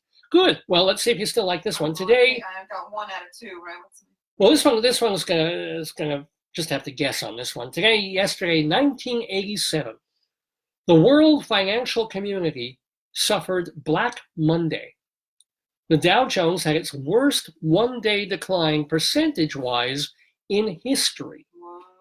Did the Dow drop 20%, 30%, 40%, or a full 50% on that Black Monday? When was it? When was what? 1987. This is, okay, so we've had recessions, we've had depressions. That one day, even until now, has had the worst one-day percentage Even decline today? ever. Until today. It happened in 1987 on this date. How much did the Dow drop? 20%, 30%, 40%, or 50%, roughly? Want to take a guess-a-roo? I'm not sure I would get this one if I wasn't putting these together. And also, we're waiting for other folks. And by the way, it doesn't have to just be Cynthia and Jeff. Any of you guys are welcome to write in, to chime in, and so forth. Okay, we have an answer from Cynthia and Jeff. Joyce, do you want to take a... No, I don't know. That's a... Joyce is declining. No idea. Well, Cynthia and Jeff say that the Dow dropped 40% in that one day in 1987, and that is not correct. It was only 22%. It dropped 508 points on that date, but it was even scarier because it had previous declines the week before. So overall, the Dow dropped about 40%, but on that one day, it was 22% that the Dow dropped. Oh, well, I wouldn't have remembered that, or I would have been guessing myself on that one. So far, if you're playing against Cynthia and Jeff, are you better than 6-2? This will be then the tiebreaker. We'll see. We got one more question for you. Going back to 1999. Today, yesterday quiz. This would be a musical question, but considering last year, it's also a Broadway question. Cher released a single, the title track of her 22nd solo album. The single sold over 11 million copies and won a Grammy for Record of the Year. And when it hit #1 on the Billboard pop charts, it made Cher, at age 52, the oldest female artist to reach that achievement. Name that tune. Anybody want to take a stab at this one? It's a Cher song released back in, wow, literally 20 years ago today, 2 decades ago today. A Cher song, title track of her 22nd solo album. The single sold over 11 million copies. It got a Grammy for Record of the Year, went to #1, the oldest female artist to do that on the Billboard charts. Can you name that tune? Can you name that song? And I can play just a snatch of it before, Facebook and YouTube will block me on it. Let me pull that down and turn off the volume. Quiet. Stupid advertisement. While you guys are testing, Cool. I'll pot up the music a little bit in a little bit. Okay, Cynthia and Jeff, we're waiting on you. And Joyce, do you want to take a stab? The Cher song. What? The Cher song released on this day 20 years ago. If I could turn back time. That would be one of the possible answers. Oh, I don't. Cynthia and Jeff are being cute, perhaps. Because their answer to this question is, I believe I don't know this. Ha, ha. Is that the song? I believe you do, because the Cher song is Believe. Oh, that's Do you believe in life after love? I can feel something inside the same. I'm really sorry I can't play more than that, but I think if you watch the show and you know the issues we've had with Facebook and YouTube and copyrights, we can't play more of the song. But Cynthia, so you cheated, Cynthia? Thanks for being honest, saying that they had to look it up. So I don't know if I can give you that one, even though your answer was very clever. But the answer was Believe, the Cher tune, that big single monster track that really put her back on top of the charts and gave her a whole new second life, as it were, that she's been writing for 2 decades hence. And that, my friends, is our yesterday quiz for this episode of Dave's Gone By on this Saturday, October 19th, 2019. I'm Dave Lefkowitz. I haven't even mentioned that if you want to know more about this program, you can go to davesgoneby.com. That is a place to find out information about the show, history of the program, lots of photographs, and most importantly, all the archives. If you keep scrolling backwards on Facebook, you'll get our video archives for about the past 1.5 to 2 years. But you gotta go to the website, davesgoneby.com, to really hear, because we're a radio show. This is not a face they're going to put on television. This is a radio show that started back in October of 2002 on terrestrial radio. That first episode, it was 57 minutes long. It's on there, as is our 5th, as is our 50th, as is our 500th show, and the show that we did last week, number 717, with our guest Leroy Reams, Broadway veteran. That's on there for free. It's downloadable. It's streamable. Just go to davesgoneby.com, and you can literally spend now thousands of hours listening to archive editions of Dave's Gone By. If you just have a portable machine, if you like to listen to radio and internet at the gym or in the car and you can't sit there with a computer, remember that we've been popping up on recent shows as audio only at castbox.fm, castbox.fm, and that is a place where it's literally meant for podcasting, and it's much easier to download from there, but you don't get the video. Okay, so yeah, Cynthia and Jeff went 6, 4, 9, or as Jimi Hendrix would say, if 6 were 9, or something like that. Anyway, well, that's pretty darn good, Cynthia and Jeff. I remember a week or two ago, we did a special version. You were like 1 for 8. I was like, oh, but you're back on top, guys. You guys are the best. They're also, I believe, my cousins. But no, I'm not osmotically transmitting the answers to them. They're just smart people, and smart people about trivia. Well, we get trivial and serious here both on Dave's Gone By, but we have some marvelously trivial things to do with you for the rest of this program, because don't forget, we've got our Colorado Limerick of the Damned coming up, and we're going to be going to Climax, Colorado for that. But before then, we've got a, where's my book? Oh no, where's the book? Hold on, this is. Did you hide it, babe? No. Did you want to keep it away from me? Before you were showing about the farting fish. I don't know. Yeah, exactly. Oh, here it is. Oh, I tucked it in the place where I meant to find it, and of course I didn't find it. Ladies and gentlemen, we have been reading and reading and reading and reading a book by Francesca Gould, all about horrible, disgusting things that people do, that animals do, that people do to and with animals and insects, and terrible jobs that people have had. The book is called Why Fish Fart, and the segment is called Storytime. Tell me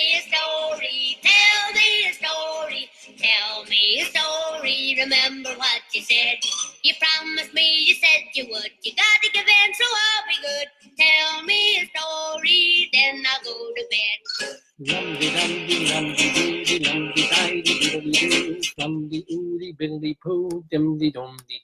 Yes, ladies and gentlemen, story time. We dip every week into this book, so I don't have to create new material.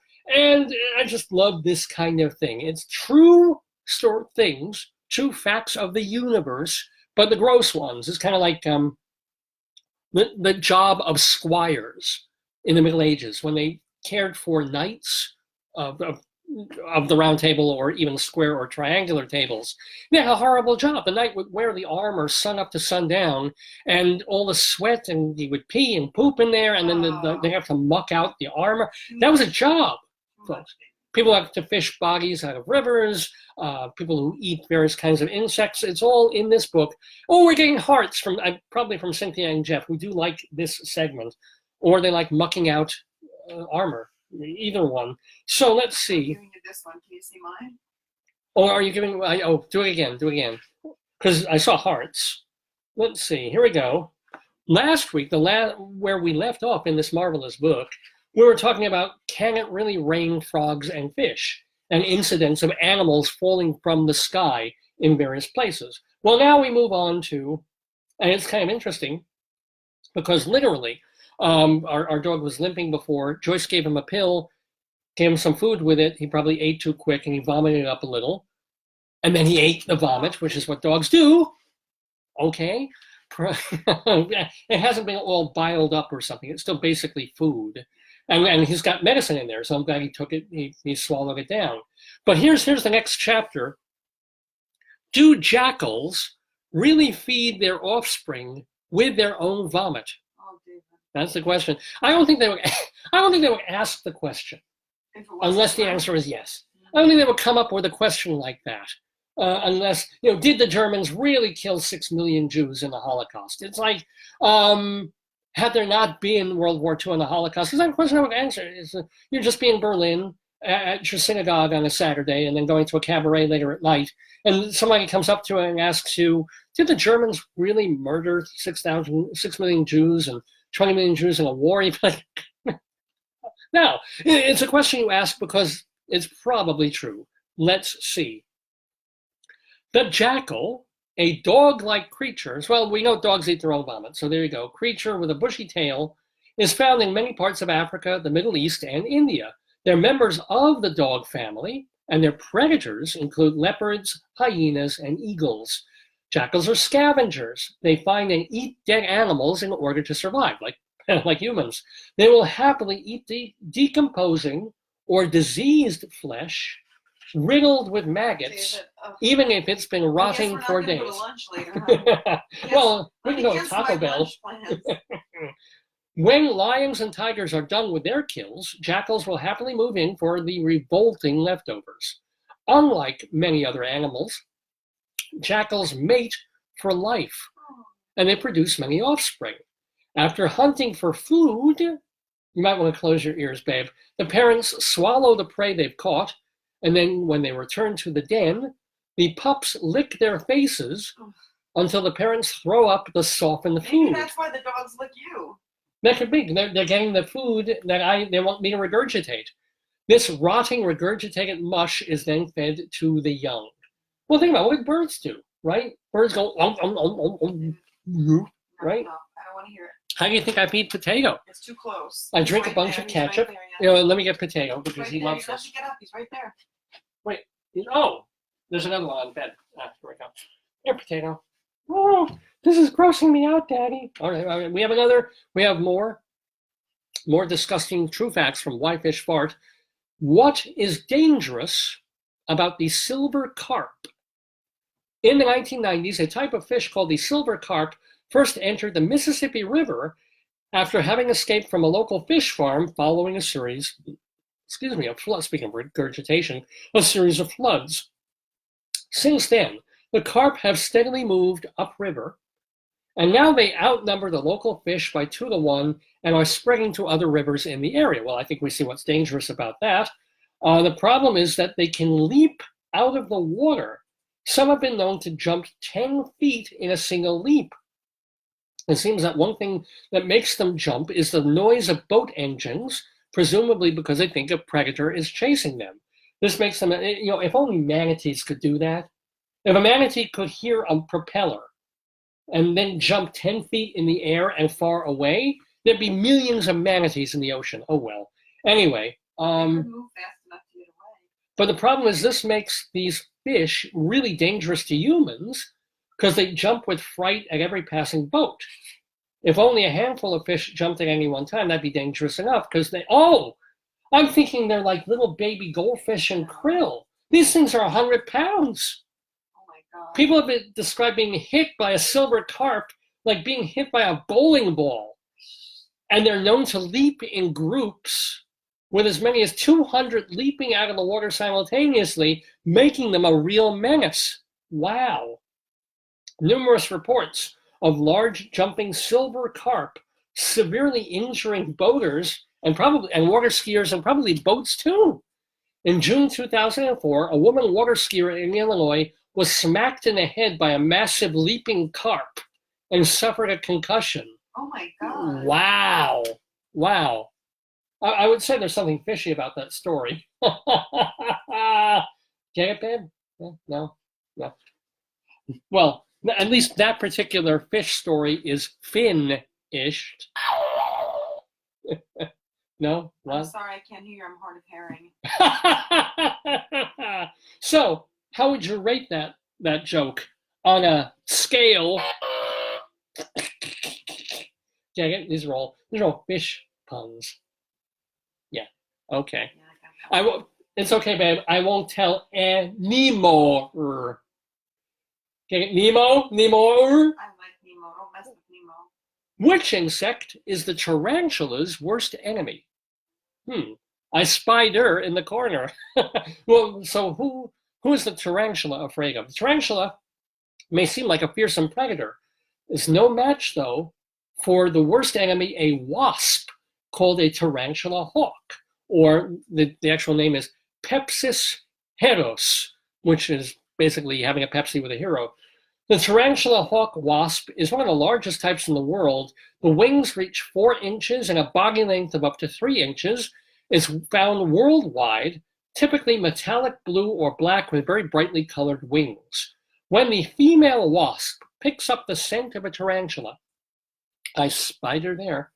See, that joke was good enough to do twice. She will hunt it down and attack it. Weirdly, the tarantula doesn't attack the wasp and becomes quite docile. Some experts think the wasp produces some kind of pheromone, a chemical scent, that causes the tarantula to become stupefied. GBH. Was that? I haven't seen a wasp that hot since Anne Hathaway. Oh! Little comedy there. The wasp will then sting the spider, quickly paralyzing the arachnid with venom. The female wasp then lays an egg on the spider's motionless body and pushes it into a burrow. When the hungry baby wasp hatches, it starts eating right away. At first, it plunges its mouth parts into the spider's body and feeds on the spider's juices, but then the larva grows quickly and soon begins eating solid foods, aka the spider's organs. By the way, all of this happens while the tarantula is still alive. Wow. Ugh. Wow. Well, anybody who, God forbid, has been bitten by a tarantula is probably very happy that at least they have some kind of enemy. Yeah, I guess so. Now, this is a weird question. This is a question by the author of the book, Why Fish Fart, for Francesca Gould. Gross but true things you'll wish you didn't know. What creatures would scare me the most? So Francesca Gould, I guess she means herself, or whom should we be most scared by? As is probably becoming clear, the natural world is full of disgusting, vile, nauseating creatures. And have you ever been to temple on a Saturday morning? But which is the creepiest to me? Here are 3 contenders. 1, the world's largest crab is the Japanese spider crab, aka the Macrocara kempferi. Let's all sing around the kempferi. Although its body measures only about 12 inches, its outstretched leg span reaches more than 11.5 feet. It can be found in the northern Pacific Ocean, where it lives in deep water and never surfaces. It is adapted to withstand great water pressure at depths of 3,300 feet or more. And there's no picture of this. So it's just a giant spider crab. I guess it's kind of scary. But check this out, hon. She's making it up. Another one that's so scary is the Mesonychoteuthis. Jesus. The Mesonychoteuthis hamiltoni. Well, that would scare you. Do you know what that is, though? Do you know what that is? I think it's something interesting by the way you're so enlivened. It's a potato? It's not a potato. It is the colossal squid. Oh, you love squid. I love me some squid. It could easily play a starring role in a horror film. It's got huge rotating hooks that grow from its suckers, an extremely large and sharp beak, and enormous bulging eyes, the largest eyes of any animal. It's actually the size of a dinosaur plate, or even any kind of dinosaur dishware. In 2003, fishermen in the Ross Sea of Antarctica became the first people ever to see a colossal squid alive. It was feeding on fish caught in their fishing lines. It was almost 20 feet long, about half its full adult size. Wow. Wow. I don't remember the book Moby Dick that much, but wasn't there a giant squid that he was after? More than a whale? No, that was a Red Lobster when you were eating with Tony. I'm trying to say that was at our local Red Lobster. No, I'm thinking of Captain Nemo. Yeah, He was after the Nemo squid. Yes. Let's find one more really, really, really scary thing. The African Goliath beetle. Goliathus gigantus. Well, they didn't waste a lot of time naming that one. It is one of the biggest and heaviest insects in the world and can be found in tropical rainforests. They're about as big as a human fist and measure about 6 inches across. Their primary food source is, you want to take a guess at this one? Feces. Yes! Ding, ding, ding. You got it. It feeds on feces, this giant beetle. Oh, I guess it's a dung beetle, kind of. They're good flyers, and they make the sound of a low helicopter-like whir while flying. That would absolutely creep me out. Giant beetle whirring next to my head. Sometimes African children like to tie their... Yeah. Misreading this one. Sometimes African children like to tie the beetles' bodies onto string and watch them fly around in circles. Yeah, these are people who don't have iPads.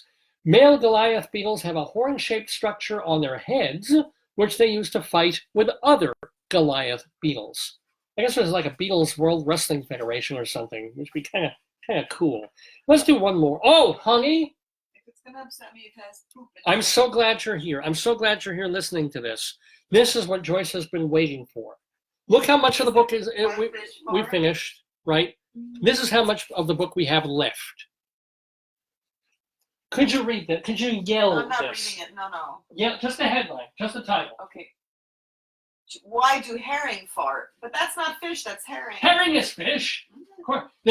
Joyce was complaining week after week that this book has promised to tell us why fish fart and didn't, and wouldn't. I mean, it had fish doing other things, leaping in the air and killing people, but no, until now. Ladies and gentlemen, I give you, why do herring fart? Well, and you know the sad part is when they do it, they can't even hear it. You know why? Why not? Because they're hard of hearing. That's a joke right there, son. Okay.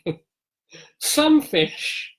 I'm going to start doing that. Why is That phrase.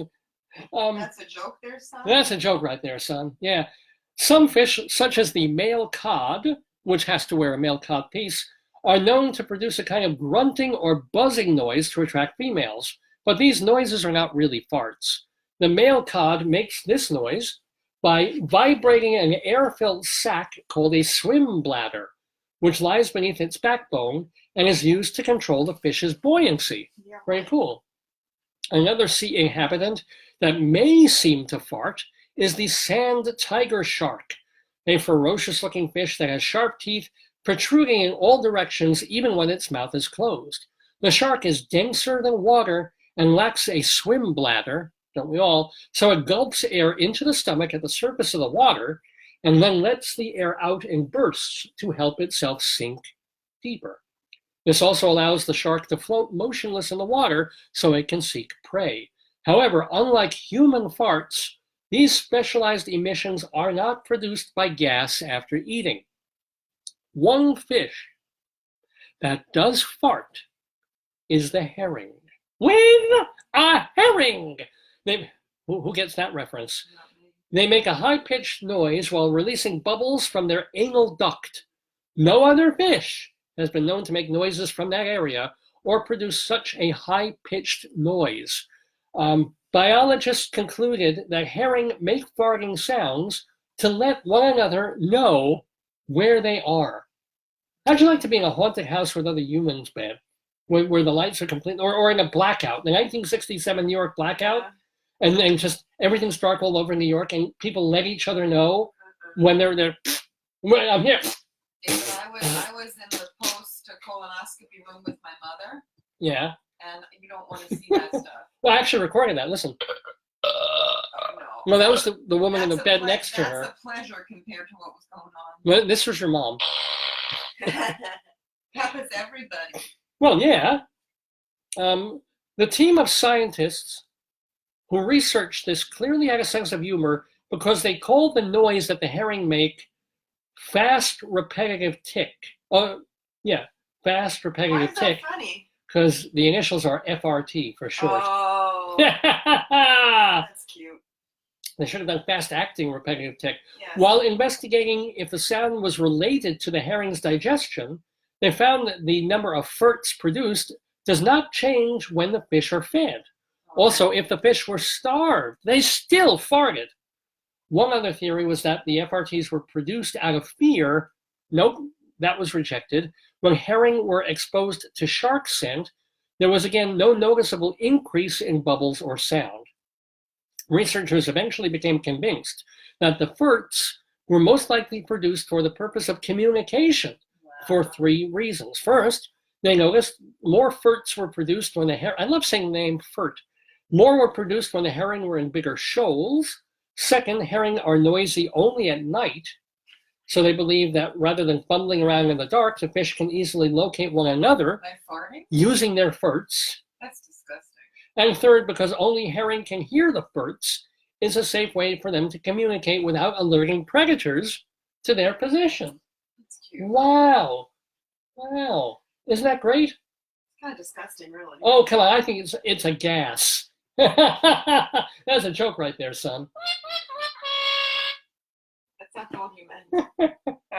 Oh boy, we are getting to the very last chapter of Why Fish Fart. And appropriate to end, well, we're going to do this next week. Not next week, sorry, 2 weeks. Deadly details. See, little sad Fash. Look at that little crab. He's not the scary giant crab with the 8-foot leg, but deadly details coming up. So reason enough to catch the very next episode of Dave's Gone By. Right here in the Daverhood, it's 12:04 in the afternoon Eastern Time in the Daverhood with me, Dave Lefkowitz, my darling and adorable wife, Joyce, plus all of you watching and listening, plus our wonderful sponsors, Hewlett Minuteman Press, the copy kings of Broadway in Hewlett, Long Island. If you haven't been using Hewlett Minuteman, why not? You get 10% off any job, big or small, if you tell them Dave sent you. They do quality work in reasonable turnaround time. They do double-sided black and white color copies, laminates. They do silk screening, putting your team's logo or your company name on articles of clothing and sporting equipment. They'll do big Mylar balloons. They do holiday cards, of course, and wedding invitations, all at Hewlett Minuteman Press, the copy kings of Broadway since the mid-1970s. They're just closed now for the weekend, but they'll be open 8:30 to 5:30, Monday through Friday, 9 to noon, I believe, on Saturdays. Hewlett Minuteman Press, 516-569-5577. Area code 516-569-5577. Minuteman, they are the copy kings. And of course, I feel king of the universe, king of all potatoes and all colossal squids when I do this program every Saturday. This is our 718th episode of the show. We're almost done, but not quite.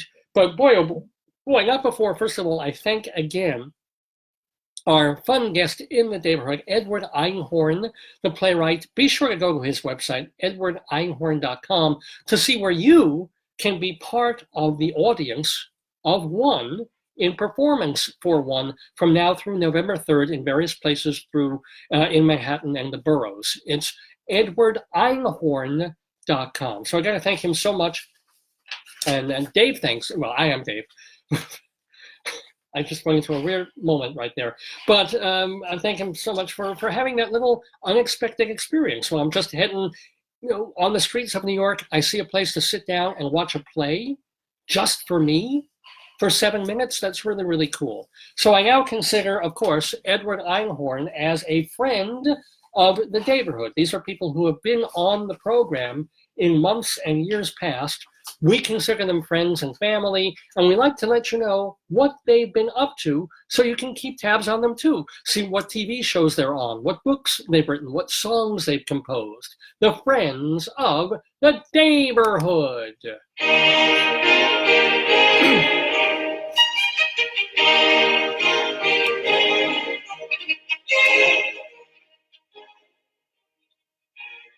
So what have the friends of the Daverhood been up to this week, or at the very least, pretty recently? I'll leave the music playing a little bit. That's kind of nice. For example, our friend of the Daverhood, Jane Siberry, who was going under the name Issa when she was on our show, but she's been Jane Siberry again for a very long time. She's got a detective show of sorts on YouTube that you can go find and watch. It's called P.I. Squid. Go figure, that completely unintentional correlation there with Colossal Squid. But if you look on YouTube for Jane Siberry or P.I. Squid, you can watch this odd episode of her waiting for calls to come in for her to investigate things. And I think that was sort of just the first episode, and she's waiting for people to message in and ask her questions that she'll then explore in a holistic way. But of course, she's Jane Siberry, a marvelous musician, and very proud to have had her on the show. Very, very proud also to have had, several years ago, Paul Tracy on the program. Now, I grew up watching him on the Patchwork Family, if anybody remembers that. He was a white South African musician, often for kids, but not solely for kids. Well, he's been posting new music on YouTube and on, I don't know if it's on his website, but you can find Karma Katie, which seems to be a children's album that he's done, and also an 80th birthday concert that he did just a few months ago. So happy birthday to Paul Tracy, Tracey, Paul Tracy, on YouTube, and happy to have had him in the Daverhood. Want to let you know that tonight, Jeff Harner is appearing with Katie Sullivan, and they'll be singing songs by Sheldon Harnick, our friend of the Daverhood, and Charles Strauss at Davenport's. I believe Charles Strauss is also our friend of the Daverhood. Certainly Sheldon Harnick is as well. That is at Davenport's, the cabaret nightclub. Also want to let you know that Eric Comstock, Davenport's is in Chicago, Illinois. So if you happen to be in Chicago, go see Jeff Harner and Katie Sullivan singing these songs. In New York at Birdland tonight, you can see our recent friends Eric Comstock and Barbara Fasano. They will be performing at Birdland this evening. Today and tomorrow, we mentioned earlier, our recent friend of the Daverhood, Leroy Reams. He is at the York Theater in The Decline and Fall of the Entire World, as seen through the eyes of Cole Porter. It's a musical review of Porter songs, famous and not. That is at the York Theater today and tomorrow. Tomorrow, Sunday, Mike Agronoff is doing a street concert in Stony Brook at the Long Island Museum there. Full Monty. If you've never seen the musical The Full Monty, it's very good, and it's by our friend David Yazbek. It's playing at Babylon's Argyle Theater on Long Island just through tomorrow. On Monday, our friend Gabriel Barry directs Return to the Forbidden Planet, and that's a concert reading of a musical featuring our friend Robert Cuccioli. Also, our actress friend Ann Harada is in it, and Dakin Matthews is a special guest. And also J.O. Sanders, who just tuned in to our show a couple of minutes ago. So all of those folks, friends of the Daverhood, is a staging by Red Bull Theater Company at Symphony Space up on 96th Street. Our Tony-winning friend Andre DeShields, well, he's at the age now and at the fame now that everybody's just going to be throwing awards at him. So he's winning another one. He's getting the Sage Award, which is dedicated to people who help older LGBT adults. He's getting a Lifetime Achievement Award from Sage, and that's taking place at Cipriani's restaurant on Wall Street on Monday night. Congratulations to our friend Andre DeShields, who, of course, you can also see in his Tony-winning role in Hadestown on Broadway. On Thursday night, the 24th, Michael Colby is doing his one-man show, The Algonquin Kid, at the Episcopal Actors Guild on East 29th Street. So definitely go see that. Running now through the end of October, you can see a 60s free love-ish adaptation of Love's Labor's Lost, directed by our friend Thomas G. Waits. That is at the Jean Frankel Theater on Bond Street. So we mentioned Jeff Harner before. He's also going to be doing something on, well, let's see, the 27th? Well, this is next weekend. We're doing some next weekend stuff because we won't be on next week. But you can see Jeff Harner singing Comden and Green at Birdland. Running now through the 27th in California, go see Adam Pascal, that Rent alumnus. He's playing Harold Hill in The Music Man at the Thousand Oaks Civic Center. The extended run of the play Fern Hill by our new friend Michael Tucker, featuring his wife Jill Eikenberry. That is at 59E59 Theaters off Broadway. Karen Mason is doing a musical called Chasing Rainbows at the Paper Mill Playhouse in Millburn, New Jersey through next weekend. Beautiful, the Carole King musical. My gosh, we've been mentioning that one for week after week for years. That is going to be closing at the end of October. So you have just until next weekend to see that very, very good show, which features a book by our friend Douglas McGrath. And we just mentioned Thomas G. Waits as directing that Love's Labor's Lost. He also has another show that's been extended that he's been directing. It's called A White Man's Guide to Rikers Island. And you can see it at the Producers Club off Broadway now through next weekend. Oh my goodness, Hon, we have, oh boy, an Austin Pendleton alert. Austin Pendleton alert! Because he's ubiquitous. He's always acting or directing or teaching or something. Austin Pendleton is co-directing a horror movie-style version of The Glass Menagerie, go figure, at the Wild Project. Go see that now through the end of October. We mentioned Dakin Matthews before. He's still appearing as the judge in To Kill a Mockingbird at the Schubert Theater, but he will be leaving in early November. So you have only, and he's very funny in the show. So he's kind of the comic relief. You definitely want to see him. Dakin Matthews. Comedy when you think of Mockingbird, I know. But he plays the judge in a wry and very funny way. Very worth seeing. Now through early November, Christine Petty in The Last Days of Summer at the George Street Playhouse in New Brunswick, New Jersey. There's a new play by Richard Nelson. He's continuing his saga about the Gabriel's family. That is at the Public Theater, and that's going to be running from October 19th through the 17th of November. Now through early December, if you're in Virginia, go see The Willard Suitcases, which is directed by Ethan McSweeney, our friend of the Daverhood. Daniel Breaker is in Hamilton on Broadway. Irene Sankoff and David Hine wrote Come From Away on Broadway. Danny Burston is in Moulin Rouge on Broadway at the Hirschfeld Theater.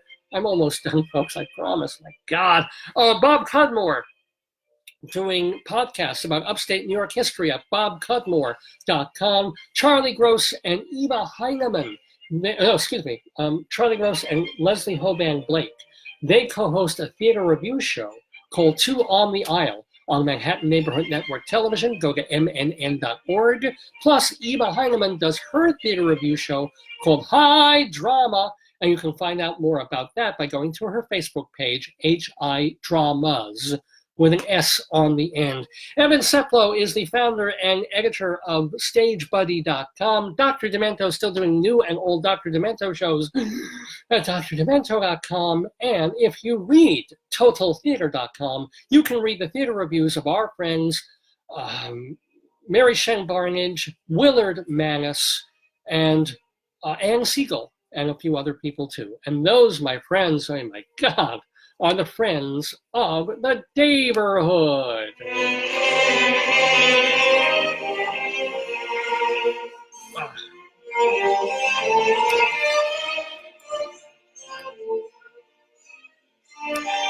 I wonder if that is the longest straight Friends of the Daverhood that we've ever done. It was about 10 minutes. But you know what? It gives us credit, I think, that we've had such wonderful people on the program over the years and that they're so busy and so active and doing such wonderful creative things. So it's great to be able to say, all these amazing people have been on our program. Dave's gone by, which is almost finished. But but it was only 12:15. Really? You remember, we've done these shows that are 5, 6, 7 hours long. This is nothing. You want me to get your camper? I've been using this mug for my pampering accessories. And so, ladies and gentlemen, we have one more segment to do, like it or not. I personally love it. So for the past few months, for more than a year now, we have been doing the Colorado Limerick of the Damned. And this is where, for no particular reason, I got it into my head to write little horrific poems about all different towns, cities, and municipalities in Colorado, from Denver and Fort Collins and famous places like that, to little tiny towns with like 50 people in them. And just seeing if I could write a 5-line limerick that, you know, has some kind of amusement to it, and sometimes is really filthy and dirty and disgusting and horrible, as limericks ought to be, and see how many places I could do that for.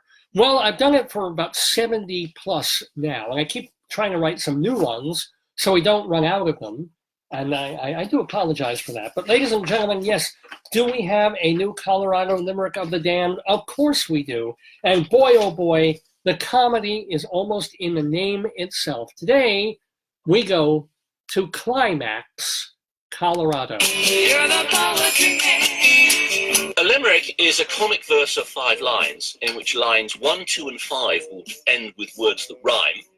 And likewise, verses 3 and 4 also end with words that rhyme. So this is a limerick. Rocky Mountain, Colorado.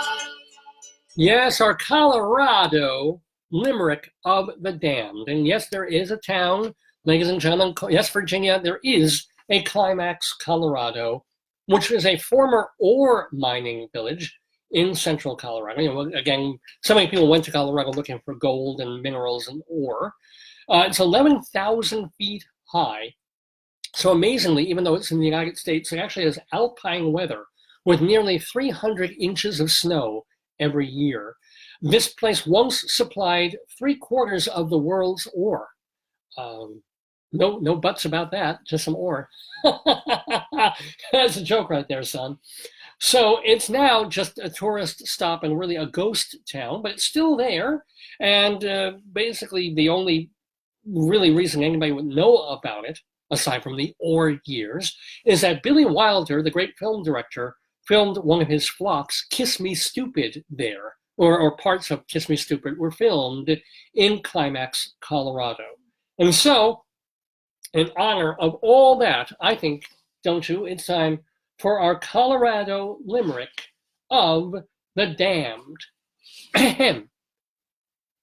Each evening, the women of Climax, who suffer from horribly dry cracks, will all share a tube of vaginal lube and watch Mamma Mia on IMAX. Yes, that's our Colorado Limerick of the Damned, ladies and gentlemen. Please send your comments and your complaint letters to davesgoneby@aol.com. Yes, I still have the old AOL address, davesgoneby@aol.com. And of course, you can leave me messages right here on Facebook, either during the show or message me later on during the week. I will check all week long, but it'd be great to hear from you. Any shout outs, what you liked about the show, what you didn't like, what you hope to see on the program. It is kind of like that performance for one. I'm playing for each and every single one of you. Did you just send me crying emojis? No. Oh, someone did. Oh, well, someone did not like our Climax Limerick. Oh, well. But Dave's Gone By at AOL.com or right here on Facebook. Remember that our archives are at davesgoneby.com. You can also hit me up on my Twitter feed, Radio Dave 2. That's Radio Dave, the number 2. Plus Rabbi Sol, by the way, I forgot to even thank him as a friend of the Daverhood. Rabbi Sol Solomon was on our very first episode of the program back in October of 2002. We had our 17th anniversary show just 2 weeks ago.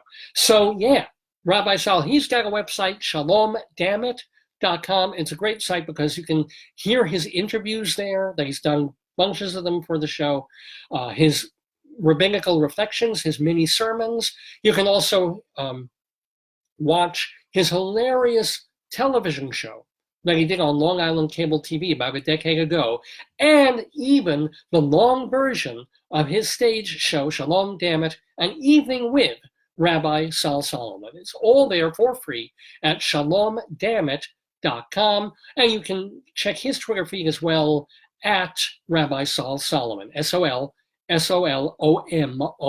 at Rabbi Sol Solomon. So, what else do I have to tell you? And yes, check the archives at davesgoneby.com, because not everybody can tune in at 9 o'clock Eastern on a Saturday morning, hang with me for the whole 3+ hours of the program. People have things to do. They've got lunch to make and breakfast and places to go, or they wake up late. It's cool. We try and save each and every episode and post it at davesgoneby.com. Plus, recent episodes, you can also scroll back down and watch them on Facebook as well. Remember, if you just want to hear the audio and you like to be on the go with your little device, maybe the best place to do that is going to castbox.fm for archived episodes of Dave's Gone By. So if you missed part of this show, like Marcus and Laura tuned in much more recently than the beginning of the show, welcome. But yeah, you missed Edward Einhorn, and you missed Greeley Crimes Old Times, and all the other stuff we were doing. In a day or two, we'll have everything archived at davesgoneby.com. It'll be posted there, or you can just scroll back and watch from the beginning right here on Facebook on our Dave's Gone By page. Remember to tell everybody about the show, that we want more and more viewers, more and more listeners, more and more people who like and appreciate what we do here every Saturday. That would be great. Now, it won't quite be every single Saturday. Every once in a while, Dave needs a day off, if you will. And that is going to be coming next Saturday morning, because I will be at the conference that I go to twice a year in Manhattan, where I try and find more guests to bring to you. It's and I'm honored to be invited twice a year, each and every year, to this radio television interview report sponsored National Publicity Summit, they call it. And so it's filled with people who have written books, who have done interesting things in their lives, who have self-help guides and diet books and other things. I tend to steer away from that stuff, but I try and find folks who are going to be fun and interesting to put on the show. And this is the way that I can meet them. So I go to this conference, this panel on Saturday mornings, twice a year, and then I come back and bring stuff to you. So I will not be doing a brand new Dave's Gone By next Saturday. But oh boy, we will be back, God willing, on November 2nd, with a new Dave's Gone By. I'm not sure who'll be on it. Not sure who the guests are. We're trying to line up a couple of people. I do know that in the middle of November, Pete and Maura Kennedy are going to be our guests on the show. Pete and Maura Kennedy, longtime folk, blues, pop, jazz musicians. They're going to be playing in Hewlett, Long Island in mid-November at the local library here. So in conjunction with that, we're going to get the Kennedys, Pete and Maura Kennedy, on the program in November. Other guests, be cool, I'm working on it. Thanks one more time to Edward Einhorn for being our guest in the Daverhood today. Thank you so much to my darling, lovely, adorable, brilliant, fabulous wife, Joyce. Butt kisser. Well, yeah. At least I'm not sexy vegan doing other things too. But yeah. You don't molest our dog, yeah. I want to, and of course, Rabbi Sol Solomon is wishing everyone a very, very happy Sukkot. So you've got, it's really amazing. There's a sukkah company that is in our town. And what is that? That's them. They built a sukkah. The sukkah blew down in the heavy high winds and rain we had earlier in the week. I'm passing by, I'm walking to where I work, and suddenly like, oh my God, there's like this like sukkah walls on the sidewalk.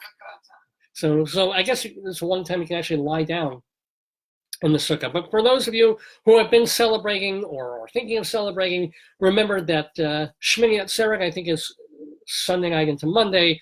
Monday night, Tuesday is Simchas Torah, big time, of course, for Rabbi Sol. And all our Jewish listeners, please enjoy and etrog responsibly. That's very important. Ladies and gentlemen, it's time for me to go. But I'll see you in 2 weeks with a brand new edition, our 719th edition of the Dave's Gone By Facebookio, Podcastio, Programmio of the stream. Let's go out. Oh, why not?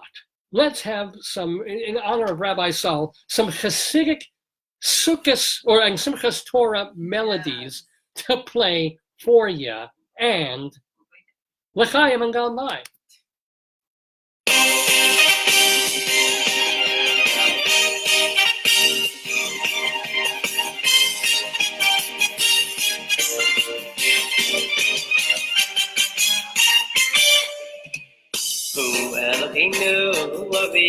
Yeah!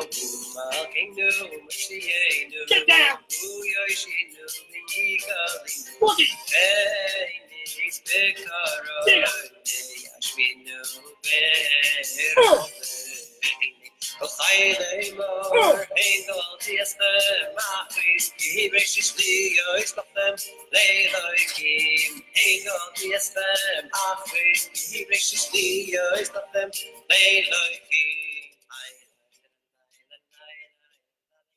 Lie, indeed. Make it a very, very happy and healthy and fun holiday. And of course, those of you, the non-Jews who are watching, make it a very happy and fine week as well. I'm going to miss you next Saturday. Wow. But you'll miss me all the more when you have to wait a week to catch me on, when will it be? It will be November 2nd for the next edition of Dave's Gone By. I will see you then. And gone by.